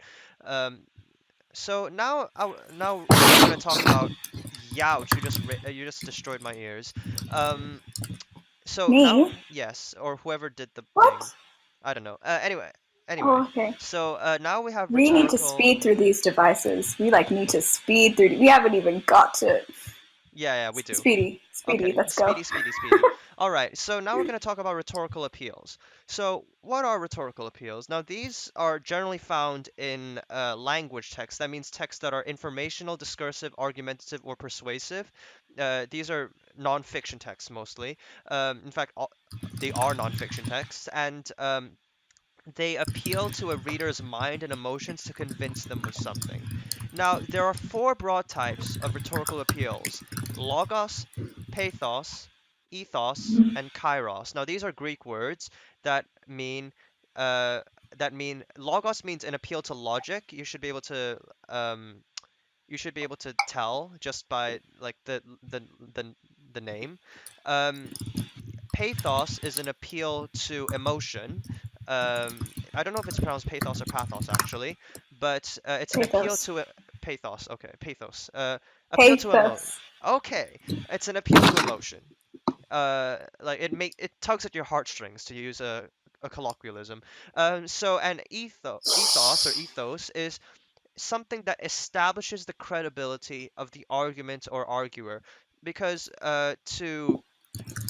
in order to argue something, you need to have some basis for arguing it. You need to have some credibility, and you should establish. And through ethos, you establish that credibility. You establish that I am a qualified source of expertise, and I'm telling you this message, or I'm conveying this message to you. And finally, Kairos. Yes, you should be mentioning these devices and appeals in Petal in your point. Kairos is emphasizing the need or the necessity for taking action now. Like the time is now. We must do this today. Essentially it's a translation in the Greek translates to my knowledge to right time, which it's a very broad. Kairos basically is that it's an appeal to the reader that now is the right time to take action on this. There's no time to just dilly-dally. We have to do this now. Now there are various subtypes. For example, appeal to adventure, appeal to one's origins, etc. And you'll find if you go to pin messages and go to acitnotes.com slash Yep, English there's language a literature. handy PDF there for you guys. Yep, there's a PDF on subtypes of specific rhetorical appeals that you can look at, but all of them will broadly fall into these four categories. So, and then finally, we're going to be looking at symbolism. Jordan? Yes. So wait, is this finally? Are we done our devices soon? No, we're not. We have other stuff coming. Okay. Symbolism. Symbolism is using something. whether it's an object or an action, a lot of the time it's an object, to represent something deeper. So a deeper meaning or a deeper concept. So the example that's right on the slide there is using sunlight to symbolize enlightenment or happiness and joy. So if you had a line, something like the sunlight was streaming through the windows across X character's face, if you wanted to interpret that as symbolism, you could potentially say that as a result of that sunlight streaming across the face, it's actually representing their joy or their happiness or their enlightenment or something like that. If you have a recurring symbol that continues to represent the same idea throughout a text, then it's a motif. So paper ones generally don't have as many motifs. Motif is more of a paper two thing. But if it's recurring, you could identify it as a motif. So if you're looking for symbols in a text, think about what something might represent, especially within the wider context of culture or of society, and especially if you have a literary text. Literary texts are much more likely to have symbols and other stuff for you to go to. So, yes, if you have, I'm just going to use the examples on the side because those are pretty good examples. So if you have something like a traditional wedding dress, if it's a poem about, marriage and stuff, yes, it's a wedding dress, but it could be a symbol for a particular gender role. It could be a symbol for, either feeling liberated or feeling constrained by marriage, all sorts of stuff like that. So it's basically just looking at the deeper meaning for this kind of stuff. And if you're an HL, it can be helpful to look for things that represent, look for symbols that represent similar ideas between your texts. We have a practice that's on the next slide. It's from Martin Luther King's I Have a Dream. And I don't know if we're going to go through it in as much detail as we would like, but I think maybe we can share two IDs each. How's that, Mythic? We can go two things that we each can discover, two devices in the following passage. Yeah, and so this is our collaborative time. So now you can unmute yourself and speak, although we ask that you don't spam the voice chat. So on screen here, I'm gonna paste it in the Discord chat as well. On screen here right now, we have an excerpt from Martin Luther King's "I Have a Dream" speech, very famous. So read through this and just identify what are some literary devices that you see. Stylistic literary devices or rhetorical appeals or symbolism, anything. And it doesn't have to be stuff that we covered earlier. Like you can give really niche stylistic devices if you'd like. But just identify maybe one or two and type them out. And you can speak. So if you want to speak and if you're comfortable being recorded, because the session is being recorded, please, so you can unmute now and speak. Yep. Alliteration, life, liberty. Yep. Life, liberty. Yes. Alliteration, life, liberty. There's also like rhyming. There's also like rhyming. Oh. What? Oh wow, that lag. Mute your stream while you're speaking. Mute your stream. Oh wow, that lag.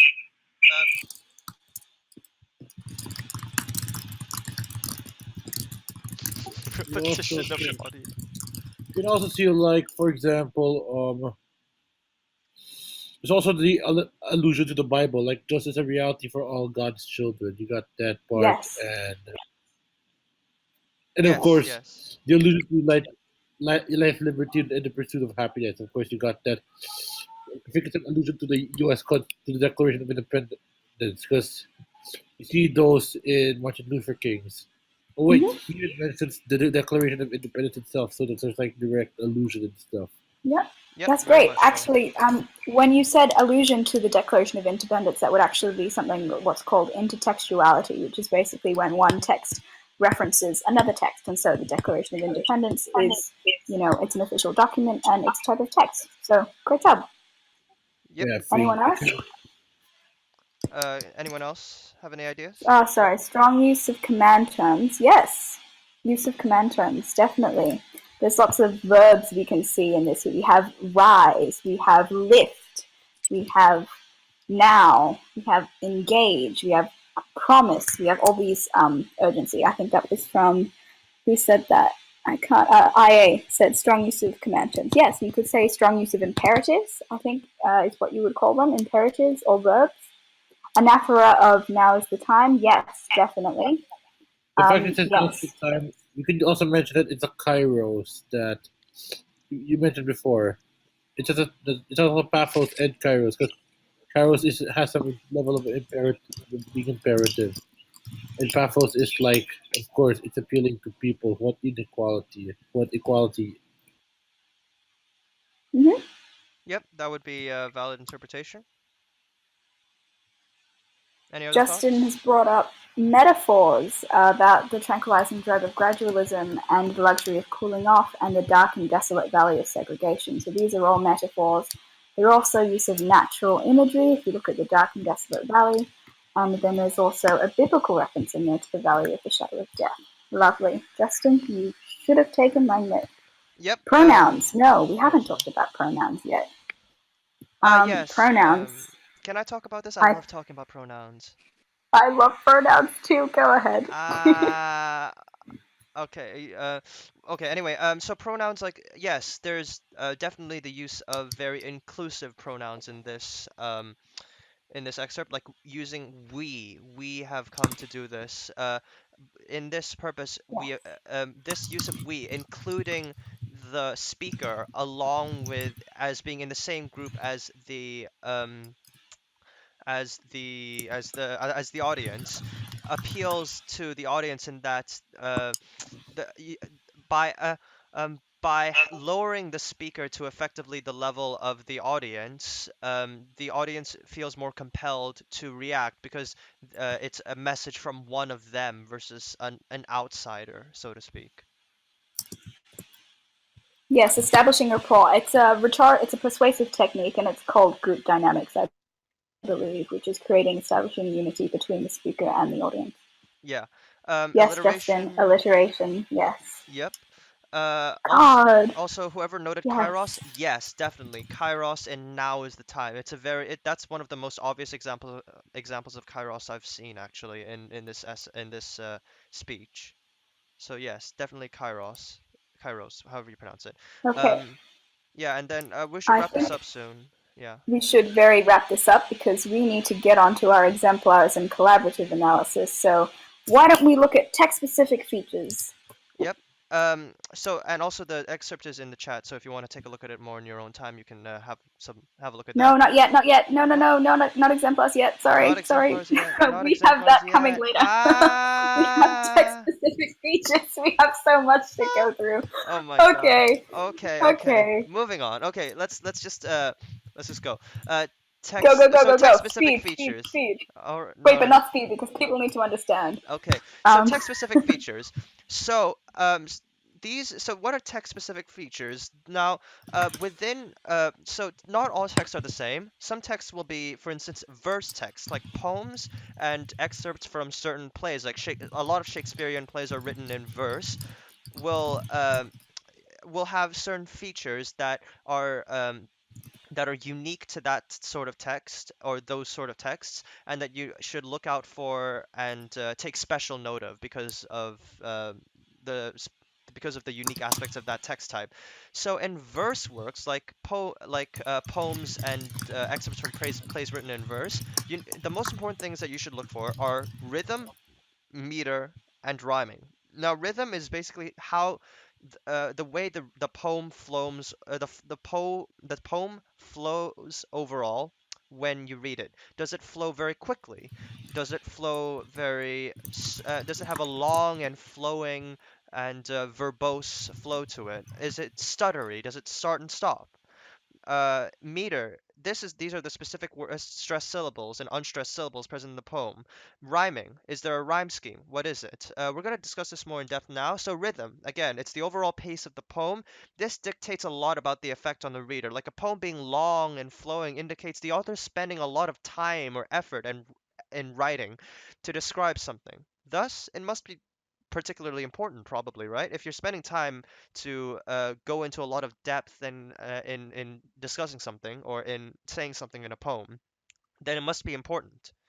Um, a fast or a very stunted poem that starts and stops, and the reader is drawn to read the lines very quickly, like having lots of line breaks versus very few having line breaks often speeds up the pace at which you read a poem.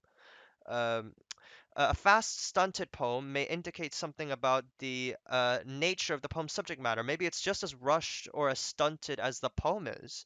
So a trick to try regarding this is try reading the poem to yourself. You can read this out loud, or actually, no, don't do that in an exam. Read it to yourself in your head. Pay attention to how you read it, and that might convey something about the subject matter. Do some lines or combinations of lines take longer to read? Do some lines continue on to the next line, for example? That's enjambment, by the way. Do What's being said in those lines? Why might the author want you to spend more time reading that? And are you able to settle into a comfortable rhythm? Does the author lead you to stop start on certain lines because of the awkward way that it's set up? Why would the author write lines so smoothly or awkwardly? Now rhyme. This is when words at the end of lines sound similar. I think everyone's familiar with the concept of rhyme, surely.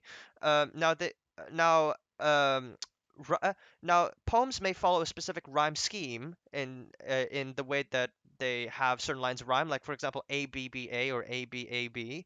Some types of poems have very specific defined rhyme schemes. You don't necessarily need to memorize these, but for example, if you know, like identifying that a poem is a villanelle and thus has a certain rhyme scheme in the first and alternating the first and the last lines or whatever, or like sonnets, Petrarch and Shakespearean sonnets have very specific rhyme schemes, etc. You don't need to necessarily identify the type of poem from this, but it's worthy to try and look for a regular rhyme scheme, because that might indicate a very smooth rhythm, whereas an irregular rhyme scheme may cause a more abrupt or stunted flow to the text. And whether or not the rhyme scheme is regular or irregular can convey different things about the subject matter of the poem. Is the subject matter something that the author um, wishes to express beauty of, in which case they might go for a more regular rhyme scheme because that's more pleasing to read and more pleasing on the eyes, whereas an irregular rhyme scheme might be used to convey a certain message regarding the subject matter of the poem. Again, you don't need to memorize specific types of rhyme schemes, although it's a useful skill if you have the basic knowledge to do this. And rhyming also draws attention to the words themselves, like that rhyme. For example, if the words said and dead are placed at the end of two lines, a connection may be drawn between them. And also in general, often words at the end of lines, especially if they rhyme with other words, that emphasizes them and links them. And finally, we have meter. So meter is essentially the overall pace of rhythm is the overall pace of the poem. Meter is the specific stressed and unstressed syllables that the poem is made up of. So one's the overall pace, one is the syllables that dictate the pace. Now, there are two key elements to meter, which are we have stressed syllables, which are those that you emphasize when speaking, and unstressed syllables, which are those that you don't emphasize. For example, in the word procrastination, you can break down the syllables and you'll notice that procrastination, nay is the stressed syllable, whereas the others are unstressed. There are words to describe a lot of the specific combinations of stressed and unstressed syllables. The two most common are iams, which are the dumb, like what pass, or trochees, only, dadum. There are lots of different types of these, but you don't need to memorize all of them. As long as you can identify that certain syllables are stressed and some are unstressed, you should be fine. And these combine to form broader metrical structures. Like I'm sure you all have heard of iambic pentameter, which is five iambs: the dum, the dum, the dum, the dum, the dum. But you don't need to memorize the names of these structures, but you do need to you need to try and look for, does the author suddenly switch metrical structures? Do they suddenly switch their their organization of stressed syllables and unstressed syllables? If they do, generally it feels awkward and it draws attention to that switch and that line where it switches and its contents. Finally, we have, and of course, authors of poetry may draw your attention to words or phrases by making them or parts of them stressed syllables. Like for example, in this example that we're going to look at in a second, for those who die as cattle, do you see how die lands on a stressed syllable? If if a word if a word lands on a stressed syllable, or a part of it, it's possible that the author wants to draw your attention to that word and its content. All of this serves to emphasize various words or phrases. Like for example, in this one, from Wilfred Owen's Anthem for Doomed Youth. So time for some collaborative pitching in, although we really are a little bit short on time. So just We're very so on just time, everyone so we're going contribute to take one idea. 3 people because we Yeah. have lots of stuff. Yeah, Mythic. Oh no, you can't click the DMs. Never mind. Okay. So you can unmute and wait. Actually, No. what? No unmuting. Well, yeah. It's 9:30. Contribute your.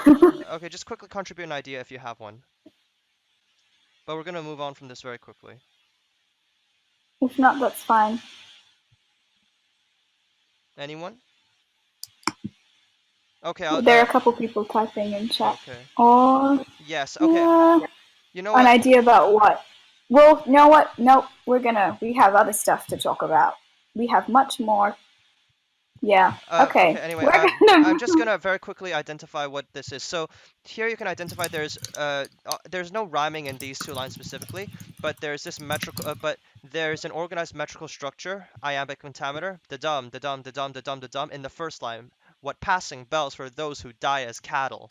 And then this changes in the second line where you have a trochee which is thrown at the beginning of here. Only the monstrous anger of the guns, emphasizing only. So and also you have die which lands on a stressed syllable, for instance. It's stuff like that that you need to look out for. So now some graphics and visuals, text specific stuff. Okay. I think there were a couple people in chat a while ago that were asking about graphics and visuals. I can't remember who you are. Sorry, but this is for you. So yes, you can get a poem. It is likely, or not likely, but you can get a poem because this is language and literature, and poem is a type of literature, so you could get a poem. But you could also get, and increasingly it is very common that you will get a visual, especially on if you will have a language text. So it is highly likely that you will have a visual because IB just loves visuals. So here are some things that you should definitely be looking at when you have visuals. So the first thing that you can look at is color. To my knowledge, you will be given your LangLit exams in color. So definitely look out. If the IB is going out of their way to print a color exam for you, you best be talking about the color and why it's important. So some things to look for. What colors are used the most? What colors aren't absent at all? Is there a certain color scheme that is being developed? Is it more cool colors? Is it more warm colors? Are there lots of reds, lots of greens? And what might this mean? If it's an article about environmental conservation and you have lots of green, I wonder what kind of connection they're trying to make there. If it's a more serious business website and they're using a neutral palette, what sort of effect does this have on the reader? Does it develop a more professional tone or atmosphere of the article? How do the colors create meaning and for what purpose? Another thing that you should definitely be looking at is scale, size, or graphic weight. So you can use these sort of interchangeably. But basically, what is being emphasized? What is there something that's, takes the focus of an image? Is it, bang smack in the middle, or is there something that's much bigger than the others? Or are things equally sized? And if they are equally sized, what does that say about what the author thinks about those things? If they're equal, are they equating the two? Are they establishing balance between the two? If one thing is much bigger than the other, does that indicate some sort of power dynamic or a relationship there? Something to think about. Is one side, graphic weight, especially if you get comics, is there a lot of empty space or is there a lot of space that's being filled? All sorts of things to think about, but identify this sort of thing. What sort of patterns or imbalances or emphasis can you see being placed on things in the visual? Next slide, we have perspective. So again, this is to do with the composition of the image, but more with, we have foreground, midground, and background. What is in the front of the visual?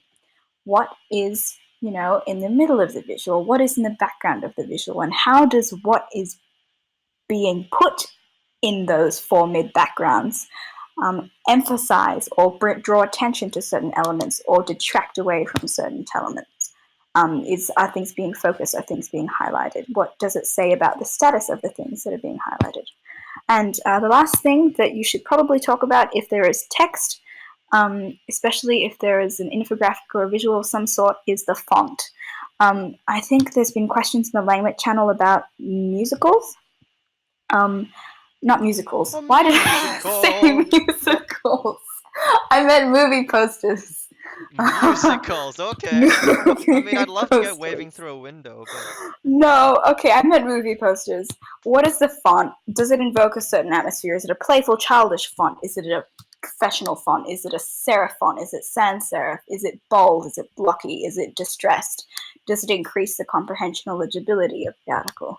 There's so much stuff. Seriously, if you have any questions about visuals, come into the LangLit channel. I will bore you to death because I did my EE on graphic novels, so we're all set. Yeah, just something very quickly to note about fonts. One rule of thumb that I always find helps is serif fonts are generally more formal and are often used to convey formality, and they're also more readable. Sans serif fonts are used for more casual or things, or to certain visual effects. And serif fonts. This question, about serif versus sans serif. Serif fonts. Oh, do you want me to answer or you? Yeah, go ahead. Use Discord's font as an example. Okay, so for example, Discord's font is an example of a sans serif font. In that, I'm just gonna Google an image. Actually, no, I'm not gonna do that. You explain. I'll find it. Yeah. A sans serif font is like where certain parts of the word are not. I don't really know how to describe it very well. So basically, if you look at the thing that I just posted in chat, see that little squiggles at the ends of the letters? See how it's that little rounded? It's like they have a little foot or a little hat. Basically, serif has it. Sans serif. Sans means without. Sans doesn't have it. Small distinction. Yeah. Approximately how long left? That's a really good question. I think that's all that has to be said about text type specific conventions. So we have two main things that we still have left to go through. We're going to look at exemplar responses, and depending on how fast you guys read or how much you guys want to stay on this, that'll depend. But it's going to be a response written by me and a response written by Mythic, one SL, one HL. We're going to go over that. We're going to critique briefly what are good parts about the response, what are areas that we could improve, and then we're going to go into past paper analysis. So we have two examples prepared for you, and you guys can open it, and we'll basically break it down for you and go through the process of annotating with you. We might not be able to spend as much time on exemplar responses as we would like, but we're going to spend some time on it anyway, because looking at some exemplar responses is very it's very important, not just looking at your own, but looking at others, to learn possible strategies that you can take. So if you go to Actually, I'll just paste them in chat for you guys. Yeah. Keep talking, Mythic. Okay, so Jordan's gonna paste the responses. So if you go to that drive folder, you will find two exemplar responses, one SL, i.e. it's written on one text by Jordan, and one HL, i.e. written on two texts, that was written by me. And below it, you'll see the marks that they got. Jordan's one SL level got 19 out of 20. My one HL level got 17 out of 20. So you can have a look and try and look for some strengths and weaknesses that you may notice. Like, for example, were they well organized? How was their commentary devices, techniques, appeals? Did they identify a range of features, and their influence on the effect of the text? Ask yourself all those questions and more to talk and look for strengths and weaknesses in both of the exemplars. And before anyone asks, Jordan is HL, but yes, but I did write that for an exam that was structured SL. Yes, exactly. If that makes any sense. I just wrote it on one text. Nice docs. Is there a docs there? What? Is there a docs? Never mind, screw it. It's probably not a major one if there is one anyway. Wait, what? No, they're talking about me doxing, so I need to check if Yeah, but where? Where is this? I Wait, don't I shouldn't be saying this. I don't know. Let me read through my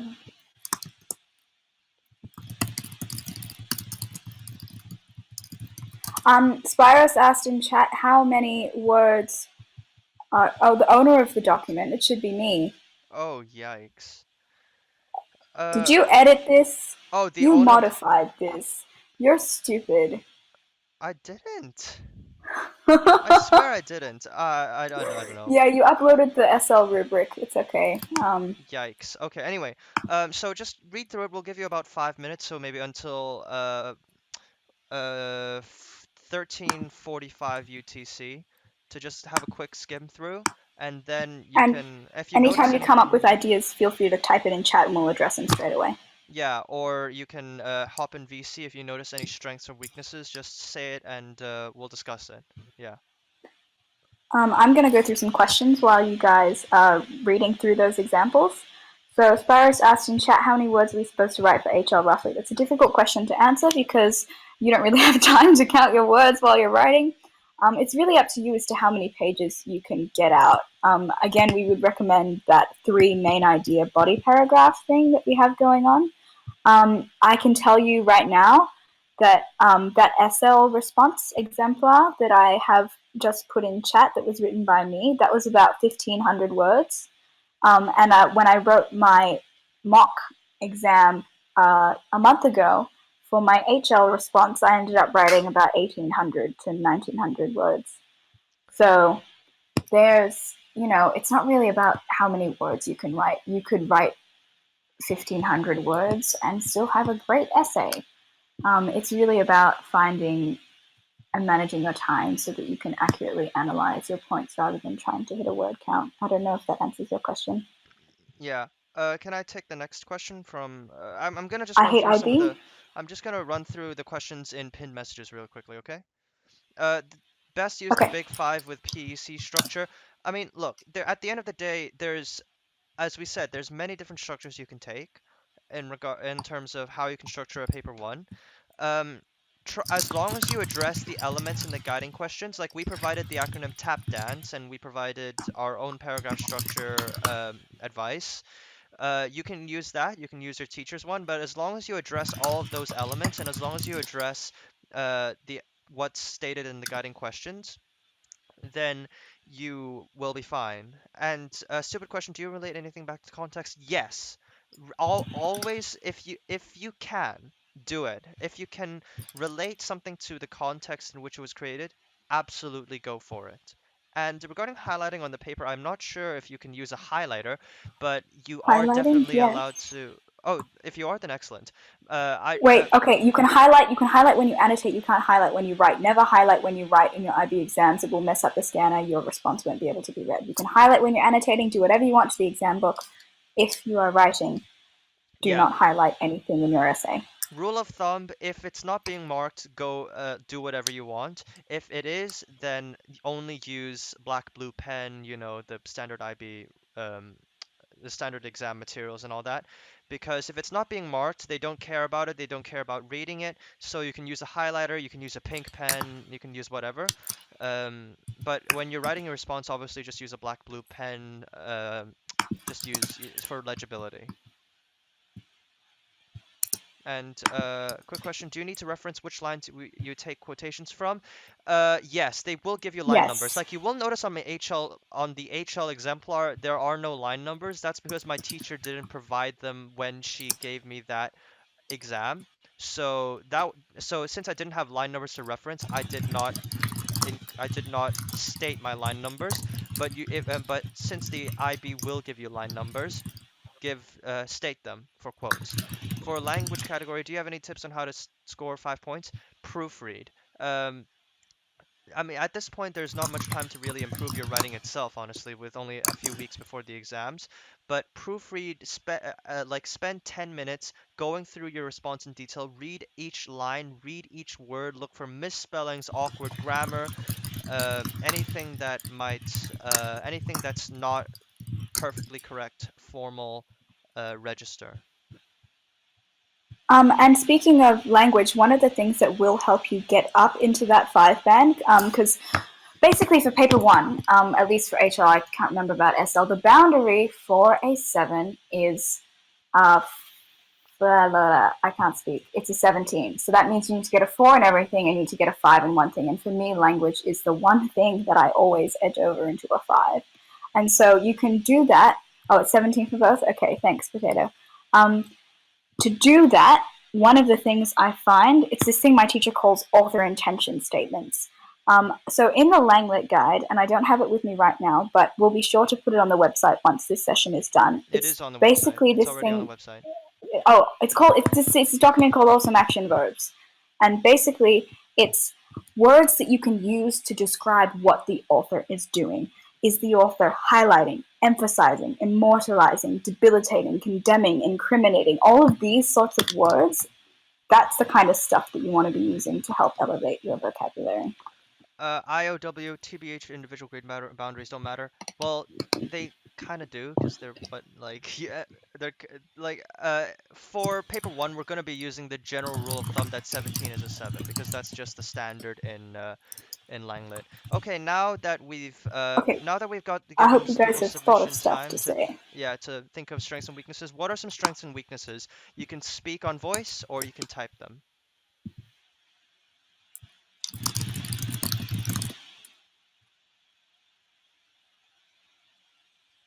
Come on. Come on, guys. You Speak guys all up. have brain. It's okay to roast us, like genuinely. No, that's, We both please. know, we both feel that our responses are genuinely crap. In fact, they were probably marked quite optimistically, so they have weaknesses. There are lots of them, but just you please, so don't be afraid to say them. Exemplar Responses, guys. Has looked through them, and is there any criticisms / things that were done well? We want you to practice identifying that sort of stuff.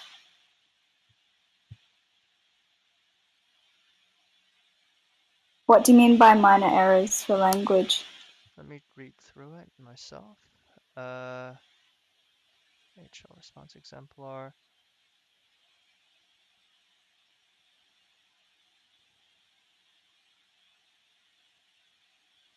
Oh, should that be that? That's a minor grammar thing. Yep, minor grammatical mistakes. Now these are common in exams, but they will lose you marks on writing. Like for example, you'll see I'm actually showing the exemplar on stream. I got a 4 on language in here. So yes, there are minor errors. So that is For the SL response, I have said that the way the quotations were explained in reference to the overall theme and the idea the audience was trying to the author was trying to convey was done smoothly. Good. Okay, how about criticisms? Other than the language and, slight grammar errors, because where it's an exam situation and we're stressed and that sort of stuff can be easily overlooked, is there anything that you think? Because neither of these papers scored full marks, right? So why don't you think, and you have the marks on there, you have what they scored, why do you think they didn't score full marks? What areas of the paper were not as good as they could have been? Well, yes, but where yes, I IB can't doesn't right do click. at the very bottom. There we go. Perfect.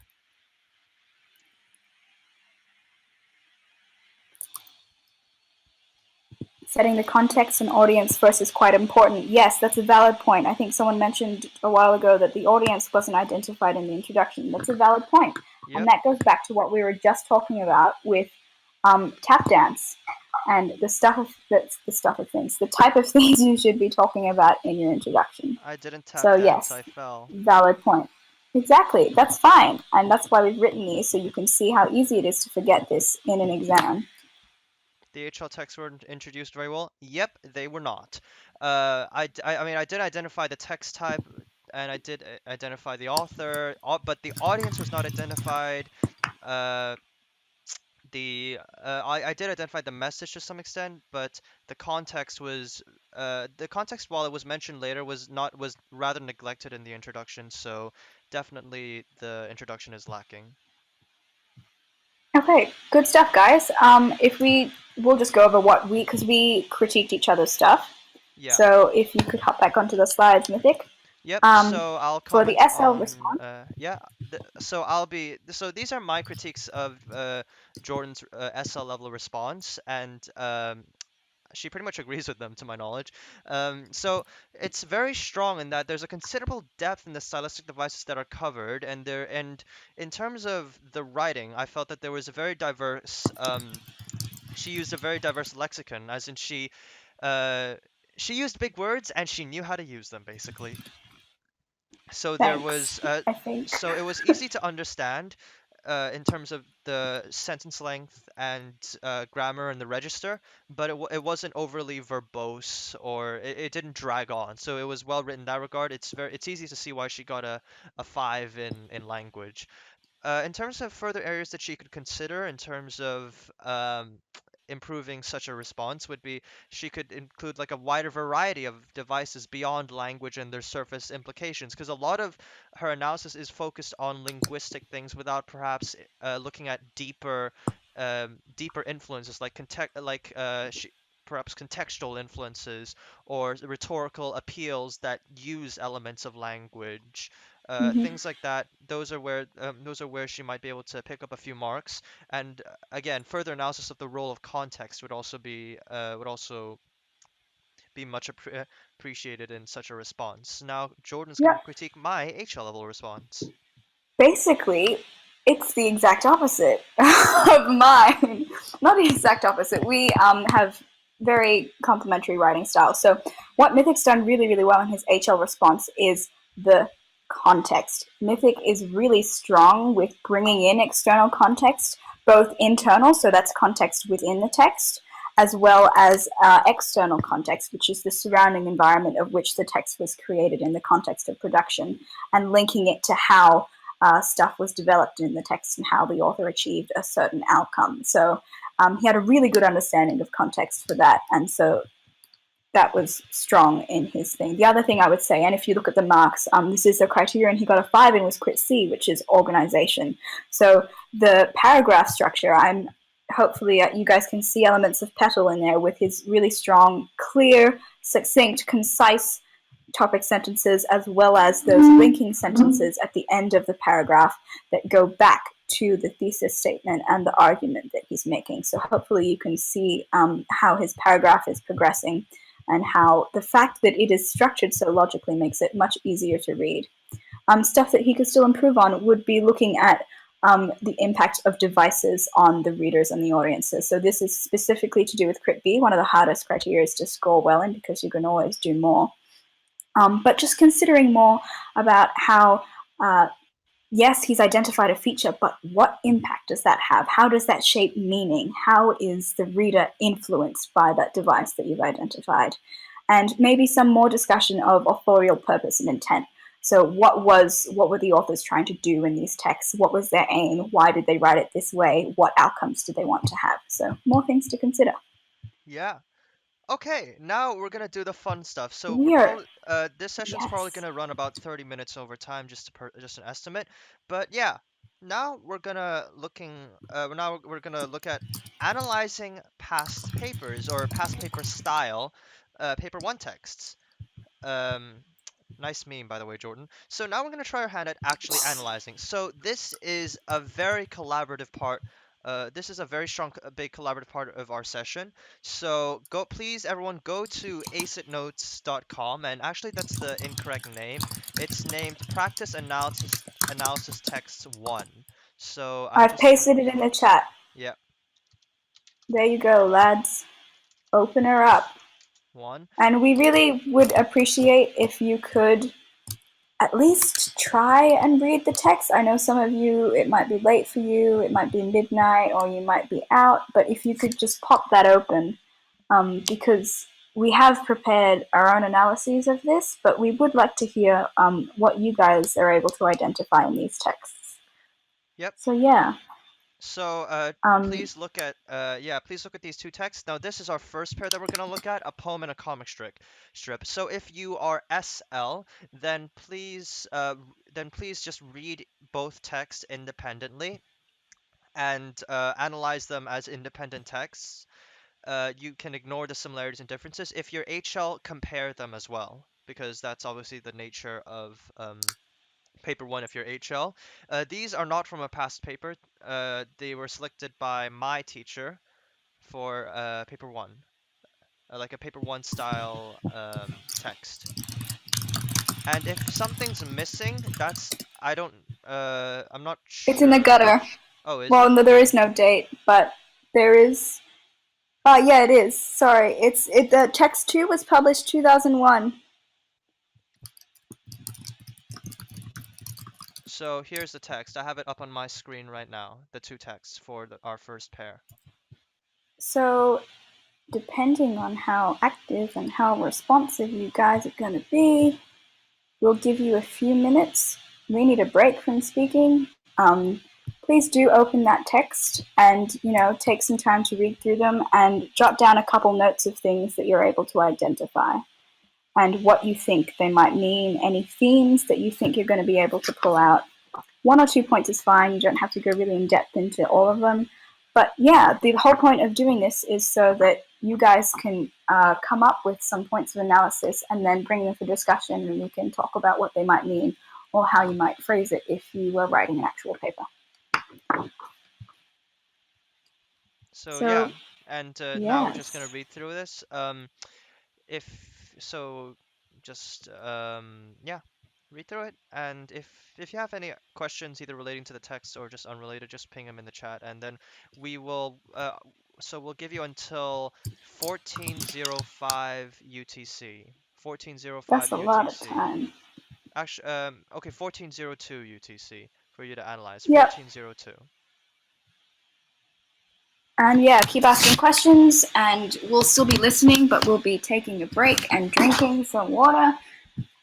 Yeah. Yep. Have fun analyzing. Currently, it's, I don't know, UTC. It's right now 13:57 UTC. Okay, 13:57. There you go.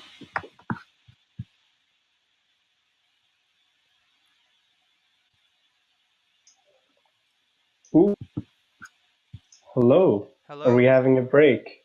Hey, Cold. We are breaking. Yeah, man. I was trying to write an essay this whole time, and I just got a bit tired before the break. Is You know what really you nice. can do? You can hop into those practice paper texts and write an essay on those. No, I think I'm good. I'm glad I don't have to look at those ever again. Flexing your alumni status much? No, not really, because everyone here is probably better than me at LangLit, so it's not much to flex about.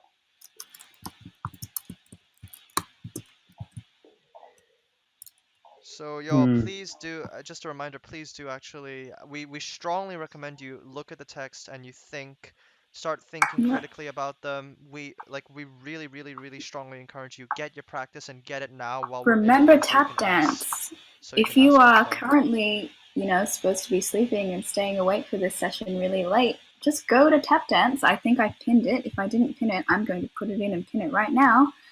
Pick out an element of tap dance that we discussed and see if you can find it for the text that we are currently analyzing. We want to see what you're able to pull out. I'll screenshot it. I've got it.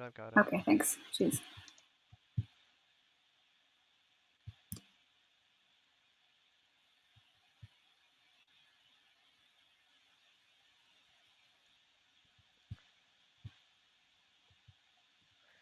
Perhaps encouraging audience.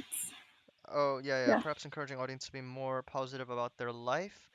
Could you elaborate further? I can say what I think they're trying to say, but if you want to elaborate, go ahead. Go ahead. So in text, actually both of them. So funny thing, when Nick and I were discussing these texts and the kind of thing that we were pulling out, I took a very pessimistic tone to this. I saw both these texts as very pessimistic. So through the discussion of, there is. Yes, actually, okay. Thanks, I Hate IB. Common theme between the two texts is how both discuss how work can lead to death or suicide and or overworking. And so that is a relevant theme to bring up here, is this culture of overworking. And so May 19s, when you say that this could encourage the audience to be more positive about their life, I think that is a relevant possible purpose of this text, because if you're demonstrating all of the consequences and the dark and the really heavy side of the grim reality of the situation, basically, that could be used to juxtapose against a more, I don't know, hopeful outlook on the world. If Yep. things are really this bad, maybe we should be thinking differently. Yep. Moa.exe says the comic is used for satire. Yeah, that's correct. The comic is very much satirical. And what about the poem? Is the poem not satirical as well? Mm. Because, I mean, both of them convey this sort of ironic commentary, don't they, about on the nature of this workaholic culture in everyday society. They satirize, or they take to a humorous or ironic extreme this some common interactions which might take place in a workplace.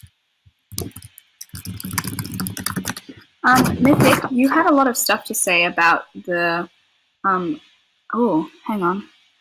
Irony, yes, it can be satirical, but the comic is more effective because of visual elements. Good, that's an interesting claim to make. And if you're HL, that would certainly be something that you could identify in terms of, yes, the visuals are different, and you could talk about why the visuals might be more effective at conveying a certain message.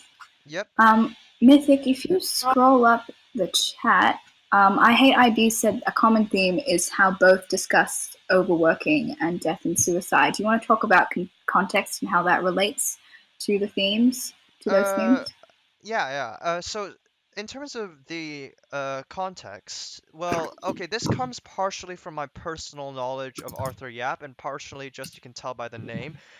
Arthur Yap is an Asian author. You can tell that by his Asian origin author. You can tell that by his name, and also I knew beforehand when I got this that Arthur Yap is a Singaporean author. I believe he's Singaporean. Um, so uh, there's this context of Asian society as has having influenced and being perhaps the target to some extent of such a poem. Who is this person? I don't recognize. Oh, Casey. Yeah, sure, you can Hey, chime in. Chris. Hey, Case. You can chime in with some personal thoughts. Yeah, just as a form like a simulation in Singapore, I think there's a very much a culture of like not just not just work, but in the word that they use is kiasu, which is to say you're scared of losing, so you're scared of falling behind. It's this idea of keeping up with the Joneses in terms of how much work you're doing and how much pressure you're under. So there is that. If you want to take it, then this is one possible point to make. And yes, it is also related to Japanese. So it's all very similar themes, but this is the specific one for this specific author. Yes, yes, that was actually really insightful. I didn't know about the specific term for it, and yes, common throughout Asian society, as Casey outlined for Singaporean society and just Asian society in general, there is this workaholic environment and almost problematic, which is essentially the the underlying message of the text. There's this problematic nature of this work environment, um, workaholic tendencies, and the stresses that arise from work. So yeah, so you could definitely consider it within the context of Asian societies, particularly having this problem. Whereas, of course, there in the second text, which is a comic, yes, we just mentioned that the author's surname. Text two is written by. It's a Dilbert comic. Now, if you'll know Dilbert comics, well, you don't have to, but you can tell by the name Dilbert, and also by the rather more Western style of illustration. It's very cartoonish. Um, in fact, reminiscent almost of children's cartoons. It's very much it originates from a more Western context, a more Western origin. So it perhaps might comment on Western um, workaholic tendencies and attitudes in Western culture, and perhaps to a greater extent or a lesser extent, you can certainly contrast the effects or the messages, the harshness of their messages regarding workaholic tendencies to perhaps draw some inferences regarding the extent of workaholic tendencies in the two contexts. That's an argument. That's one argument you could make. And anyone else have any thoughts? You can chime in on voice. If we, where was it? I don't remember. The text used could play a role in the meaning of the text and the severity of the meaning. This was Boredom 88. Yes, definitely. Discussion of the text type. I think a lot of you guys are bringing up both the context of production East and West. We recognize that Dilbert is, it's a Western comic, whereas the poem is published by someone who is of Asian descent. And so I have no idea how to say your name, moa.exe. There, you got it right. Issues like this. Oh, did I? Okay. Like my help, I can't even speak. Issues like this are taboo in the East, or a more serious medium-like poetry is used, whereas Western is more liberal, which is why a comic is used. I think that's a very valid point to make. That's definitely something you could talk about, even if it was just in the intro. But you could potentially make a point, especially if you were in HL and you were comparing. You could talk about this would be a difference between the two texts. So you have separate contexts of production and separate text types, but they're all making a similar commentary. So they both, while they differ in context of production and in perhaps their context of reception and their text type, both authors seek to make commentary regarding the, oppressive nature of responsibility and overworking, or something along those lines. Yeah, great points. Someone brought up, I'm not sure who. I really need to scroll. Mike047. Both largely rely on irony as a tool. Yes, very much so. Irony, in fact, is very it's a very prominent feature in both of the works, in which in which certain phrases are used ironically or or juxtaposed with the context of what they actually are to convey a very satirical or biting commentary on certain aspects of the workplace. Like of course your work comes first. Now on the surface of that, that is a very positive light. Of course your work comes first, but given the context, given the rest of the contents of the poem, which essentially talks about committing suicide, that line feels almost, you could argue, artificial, or you might also argue that it doesn't feel genuine. It feels like a canned response. And also for the second one, there's clear irony in juxtaposing things like big favor versus smothering with a pillow. In terms of there's this juxtaposition of a very positive thing conveyed with very positive diction, and a very negative outcome, smothering with a pillow. Very negative action, sorry, not outcome. So there's definitely a lot of this irony in terms of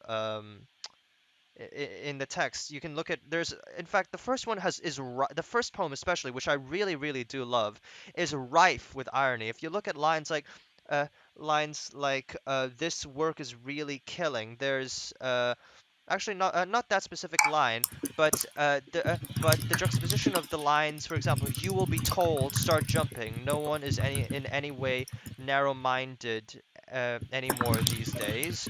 Um, there's this denotation in that it sounds very positive, open, progressive, but in the context of someone asking to commit suicide, to jump off the ledge. It's very ironic. It's utterly absurd, and it perhaps might indicate the lack of humanity or personality in the Asian workplace. because it's very much like it's a canned response. It's like someone copy pasted a response from like an frequently asked questions for HR, and pasted it straight into the poem. It feels canned, artificial. It feels like something that's commonly said, but that lacks genuine meaning. Similarly, like for example, there's most probably they will say nothing. Should it legally, morally, departmentally be yes, no, perhaps? There's this irony of perhaps being cautious, the denotation of being cautious, versus the connotation of not taking action in a situation of extreme emergency, of someone committing suicide. You're using a canned response of of uh, of just, oh, should it be legally okay? Is it morally okay? Is it departmentally okay? There's a sort of like it's sort of like you're just drawing from pre-programmed responses to situations in and it sort of exposes such responses in the workplace, even in less absurd situations, as being ironic and disingenuous. And Jordan, perhaps you have further thoughts on this? I actually want to pick up on the visuals here because while it's all good and well to analyze language, if you do not talk about specific stuff relating to the comics, then you are not going to score well for Crit A if you do this text. So I think some people brought up earlier facial expression in the comics, and I think that's really relevant to look at. We have, I think one of my favorite points that I made about this was looking at the contrast in the way the woman's face is drawn. What's her name? Alice. The way the woman's face is drawn and the way the other two men are drawn. You notice that she's the only person whose eyes we can see. And we can see her disgruntled facial expression, and we can see, how unamused and how done she is with everything. But we can see her eyes. If we take the context of this work as being a commentary about the corporate workplace and how everyone is, being dehumanized and how everyone is being bogged down by work and all of that stuff, if you look at the fact that the other two people don't have eyes, you could infer that as, being blinded to the reality of the situation. They have no facial expression. They have very blunt and unemotional dialogue that's going on between the two of them. And they are literally blinded by the fact that because we can't see their eyes, they don't have the full picture of what's going on. They don't have the full realization of how subjugated and how they've basically become cogs in another machine. So Alice, as someone whose face we can see, we can infer from that, she is aware and she is making commentary on the lack of action of those in power to sort of break this culture of being overworked. And, she's aware of that. Can I continue commenting a little bit? Also, this is Yes. so back onto the poem. This is also kind of visual elements, kind of language. You'll notice that the poem is completely written in lowercase.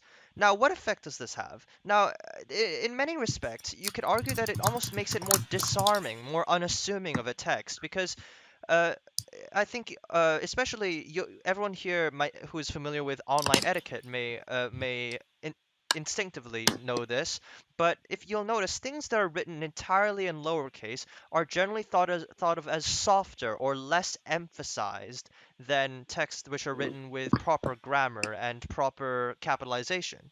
So this disarmingness makes it seem unassuming, which only makes its further message of the workaholic nature of regarding the workaholic nature and how this person wants to commit suicide because of it. um it makes it hit harder because you're not expecting it, basically. And also, who says the timeline suggests they have similar context? Yes.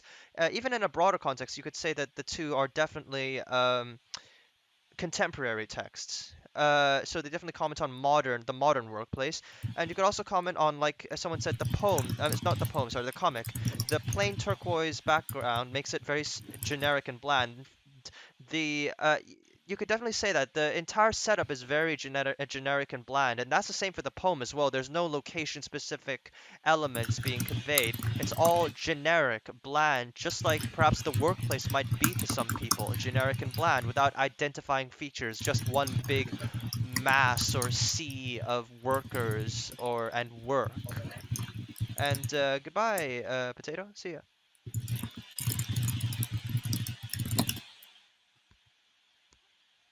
That's pretty good, guys. Obviously, we've got tons of other stuff to talk about, so we would like to move on, I think, Mythic, if you're okay, to move on to the second pair of texts. Sure. But what we will do is we will make, I guess, master annotated copy. We're going to pull the annotations that the two of us were able to pull out, and we're going to upload a copy eventually to the folder that will be linked on ACID Notes so that you guys can take a look at the stuff that we were able to pull out.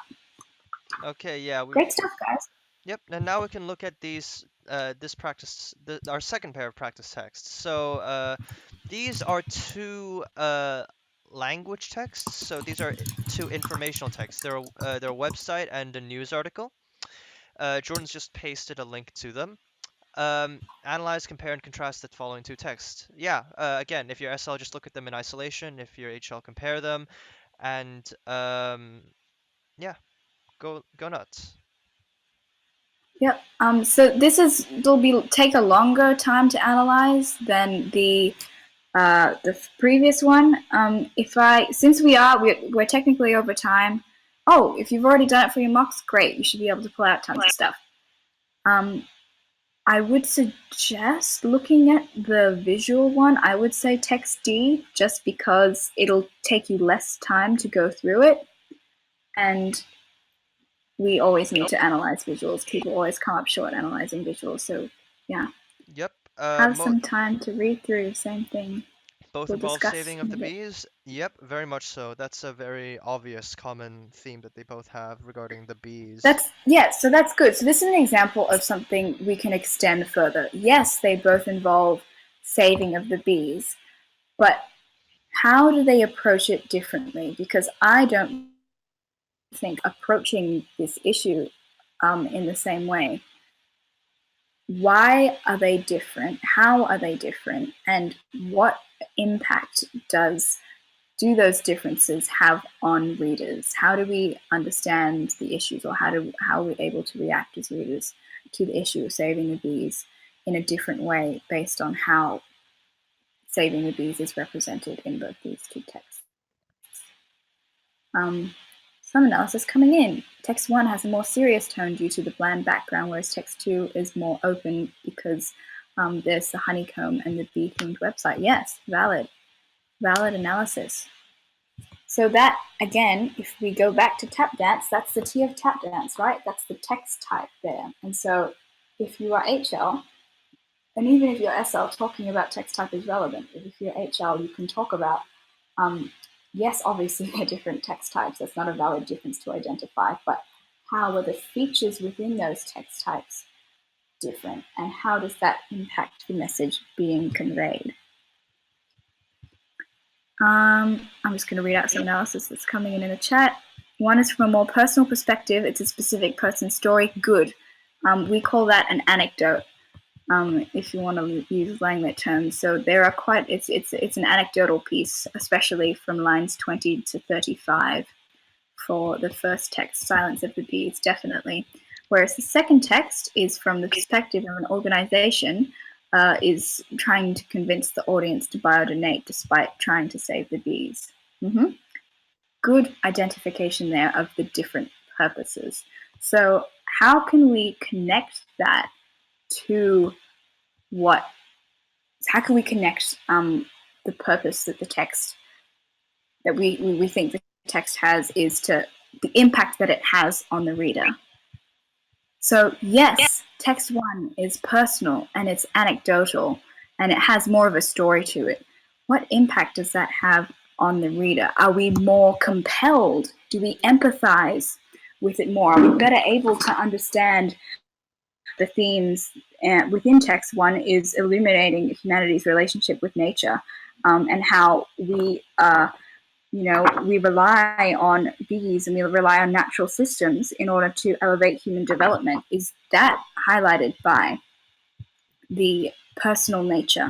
Whereas if of the first text, whereas if we look at the second text, if they're trying to convince the audience to buy or donate because they are a website, because they are an organization, does that connect to maybe instead of just raising awareness for the reader, they're trying to incentivize action towards conservation? Maybe that's the impact that this kind of text type has on an audience. And also, can I just comment a little bit on the context as well? Just a little bit of Yeah. stuff. So, you'll notice that text one is clearly written from an American context, the American West, whereas the second one is very clearly written from a British context, say Britain's bees. Uh, Now, we just want to talk about some context that you might want to refer to. Now, not specifically regarding British culture, but to my knowledge, a culture of the culture of the American West is definitely quite individualistic. So there's a heavy emphasis um, on personal effort, as in putting effort into something yourself, and what you get out, and the concept that what you get out of something is equivalent to the effort that you put in. So you could definitely talk about that in terms of perhaps why text one chooses a much more personal story, whereas the second text is probably maybe a little bit more general and perhaps conveying just statistics and more non-personal things, because one of the audiences might specifically prefer such personal elements. And also, just to address the stuff that's in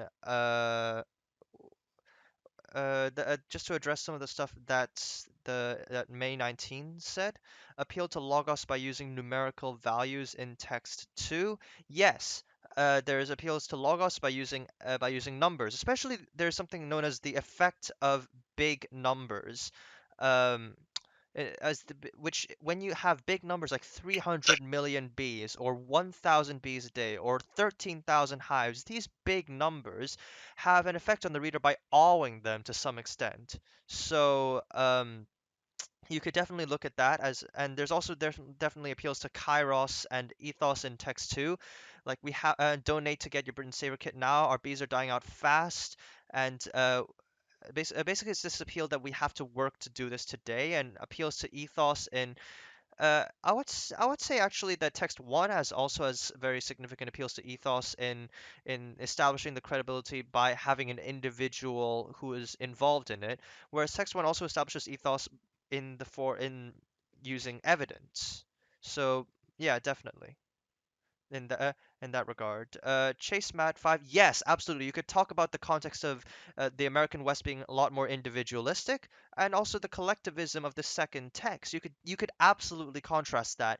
The context plus, of course, the fact that one is conveying an individual story, and the second one conveying a much more general collectivist argument. Definitely. I'd say text one appeals to pathos as well because it's an individual story. Yes, absolutely.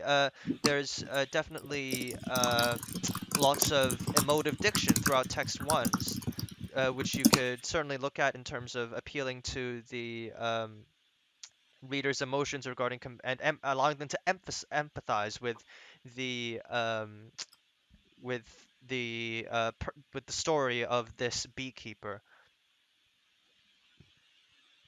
This is great stuff, you guys.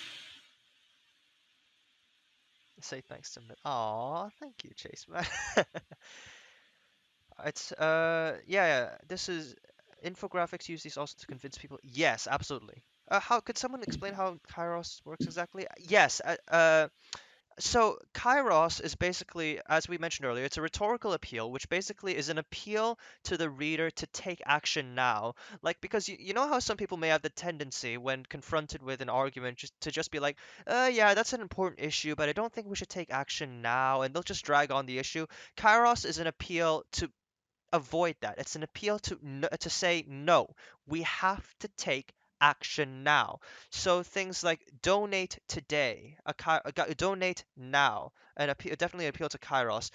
Um, Kairos right there.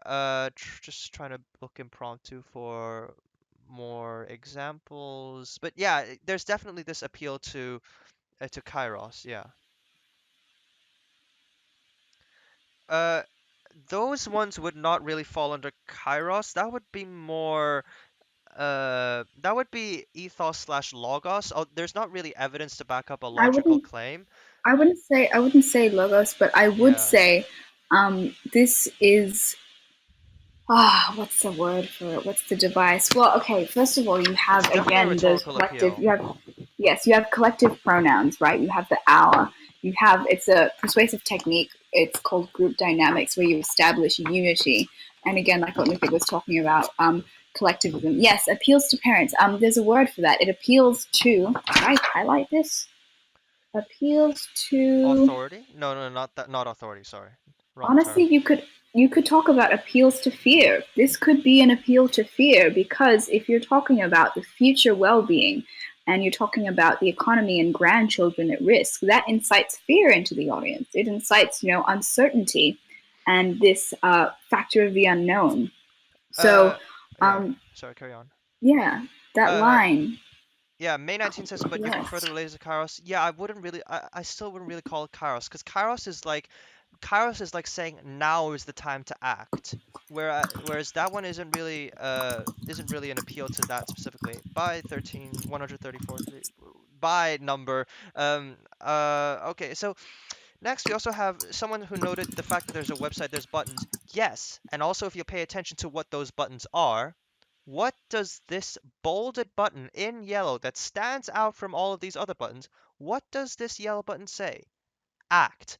A very strong verb with with the modality is it's urging people to action. It's not suggesting an action, it's urging people to action. So definitely you could talk about that. So Jordan, you have anything else to comment on? I want to address what Boredom 88 brought up in chat just now. The dark colors give a monotone, serious visual tone for the first text, whereas the light and bright colors of the second text have the direct effect of making it shining, jubilant visual tone. I wouldn't say it is a visual tone. I don't think that's the technically the right term for it all. But I definitely agree with your analysis of the colors and looking at the tone of the article as a whole. So yes, the monotone, or rather the more monochromatic color scheme of the first one. Although, This can is, I actually an article that was published.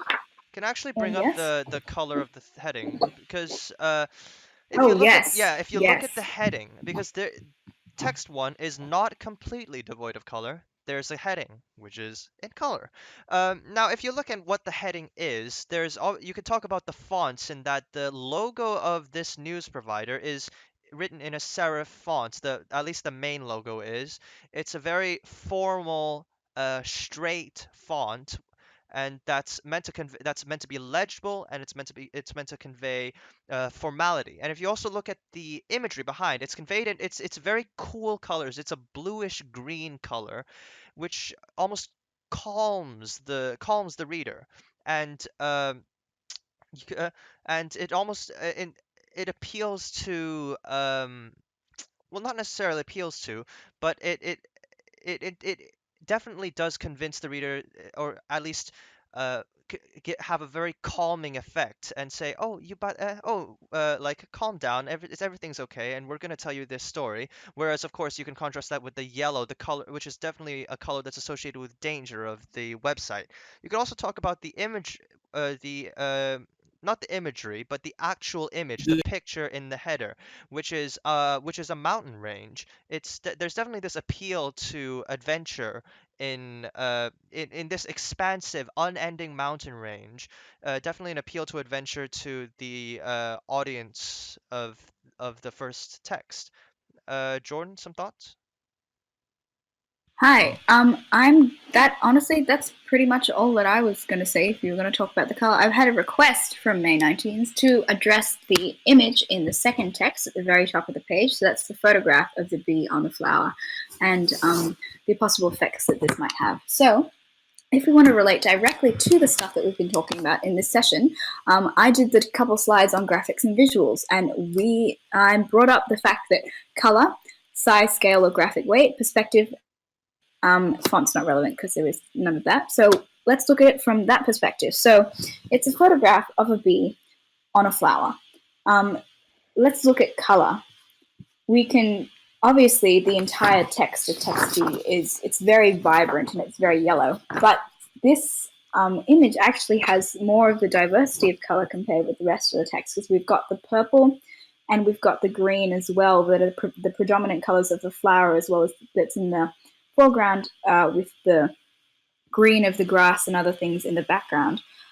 As obviously with the red, sorry, not the red, I can't speak today, the yellow and the black of the Red, bee. yeah, So definitely these red. vibrant colors, they really, really highlight the diversity and variety of natural habitats. That's one of the things that you can link it to with the first text, is the beauty of nature and the pristine and balanced condition of natural ecosystems. So by having this photo in color, the creator of this website is really trying to emphasize to their audience that this is a bee's natural habitat, and this is the environmental state that should be preserved.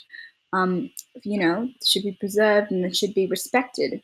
So that's just through the color alone. We're able to see the diversity and how vivid how vivid the habitat of the bees are, and that, I guess, allows readers to empathize with why we should protect them. We also have scale and graphic weight and size. So if we look at the way the picture is framed and the composition of this photograph, we have the bee and the flower directly in the middle of the picture, with it being surrounded again by its natural environment. So by having the bee, it's also in focus. Remember, we were talking before about perspective and focus, what's in the foreground, what's in the background. The photograph is taken with a very low aperture, so the background is blurred, which puts the bee and the flower, its natural habitat, its natural source of food, in very sharp focus, directly in the foreground and directly in the middle of the picture. And so that immediately draws the audience's attention to the subject of the photograph, which is obviously the bee on the flower. And by having it in the middle, it elevates the importance of the bee and the flower, because it implies that these two things are central. It's in the center of the photograph, and so it is central to survival, to our human existence, and again, something worthy of preserving. So yeah, May 19th, I hope that kind of answered your question about what the photograph could mean. Obviously, you could write an entire paragraph just about this photograph, but I would recommend, grouping it in with other significant ideas you'll be able to identify. Just a few notes on language as well. You can look at how, of course, the headers, which are emboldened in a larger font, obviously they're the titles of each of the sections of the web page. That's just pretty obvious stuff. But if you look at some of the wording, like for example, the name of this kit, it's the Bee Saver kit. Now, save has these connotations of rescuing, of mercy, of being kind. It almost appeals to the reader's emotions in that sense. It appeals to them to be moral and to I want to say be the bigger person, but but that's not really the term I'm looking for. I guess it's more be the savior of these helpless people. And also there's, for example, if you look at the second page, there's the phrase the bees need you. The bees need you, Call which to is action. capitalized. It's what, sorry? Call to action. Actually, that's an Yes, illusion. yes. Are you going to talk about the poster? What? Okay. if it could be, it could not be. This could be seen as an allusion to that very famous World War II poster with that Uncle Sam pointing at you saying, "We need you." That draft, you know what? I'm gonna find it right now. Keep talking about, yes, propaganda. I want you for the US Army. Here it is. I'm gonna find it. There you go. Yeah, I hadn't picked up on that. Very nice very nice catch, you guys. Yes. Yes, definitely. There's Need this you. yeah, Sorry, keep going. yeah, there's this call to action, and yeah, as Jordan notes, you could definitely talk about how it does seem to allude to these old U.S. Army posters, which have similar phrasing.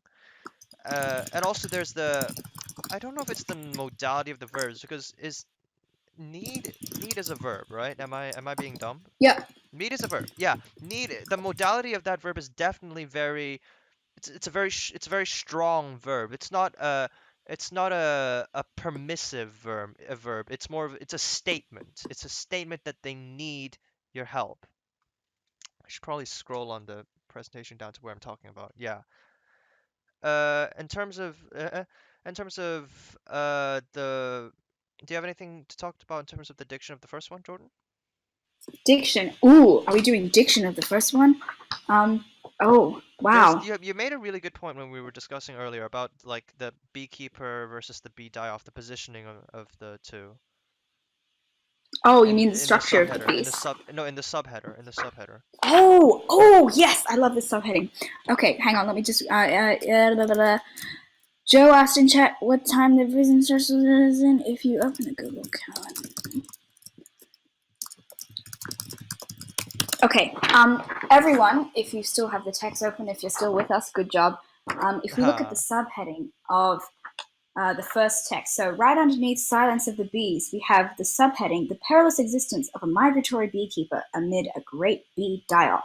So one of the things that we can look at for the subheading is the syntax of the sentence. So the syntax is, what is the syntax? What is it, like order of the words that they use? It's really similar to Just diction. talk about sentence structuring. Just like okay, so sentence structure. Make note of the fact that migratory beekeeper comes right before a great bee die-off. What does that say? The fact that the human role is placed before the role of the bees, the role of the natural ecosystem. Sorry guys, I forgot to scroll up, but yeah, she's talking about this here, the subheading. I've just screenshotted, I put it in chat. So humans are prioritized before nature in this sentence.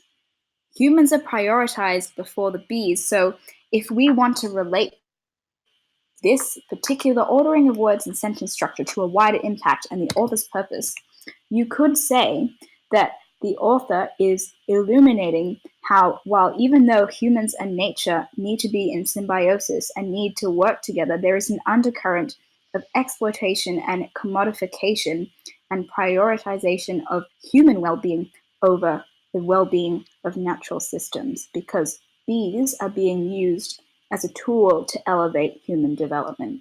And so maybe Hannah Nordhaus, whoever she is, writing for High Country News, is making a point about that. Yeah. So do you see that's an example, right? So we have this sentence, and you look at the sentence, you're like, right, that's a sentence. I have no idea what to do with it. Maybe you're able to identify, oh, beekeeper comes before the great bee die-off itself, but what do you do with it? So this is the kind of thing you want to be able to get at. You want to be able to ask yourself, okay, the human is before the bee. What does that say about society? What is the author trying to say about the world as a whole? And also, that's how you pull out thematic ideas and statements, and that's how you structure your paragraphs. Yep. I just want to make a comment really quick about the diction of the first text. It's not really the register, although I suppose you could also call it the register, but the word choice, the lexicon that's used is highly advanced. I mean, you can kind of tell by the fact that the IB actually had to put footnotes defining words, but they use very advanced diction, almost in a way to awe the reader, to to convey the extent or the complexity of some of these events that are being conveyed, these events that of what this beekeeper does, and just show how complex they are, um, and like to the extent that more plain or regular words can't even describe it, at least from the author's point of view. That's why they might choose to use more complex wording. Whereas text two definitely uses a much more uh, approachable or and simpler lexicon in terms of the word choice is definitely a lot simpler. There's instead of words like padrone or padrone, however you read that, apian, colossus. Well, colossus is a fair is a you should know what colossus means, but uh, the they use simpler words like instead of just they just say our bees are dying out fast instead of I don't know rapidly. A beautiful pack, simple information. These are very easy to digest words that that are used to allow the text to definitely to connect to the reader and to convey its message more clearly and more understandably.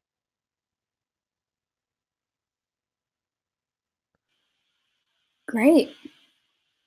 Honestly, we could talk for hours about these texts. Mythic and I had like I don't even know how long we called for. We called for hours about these. So, Yeah, we did a lot of prep. what?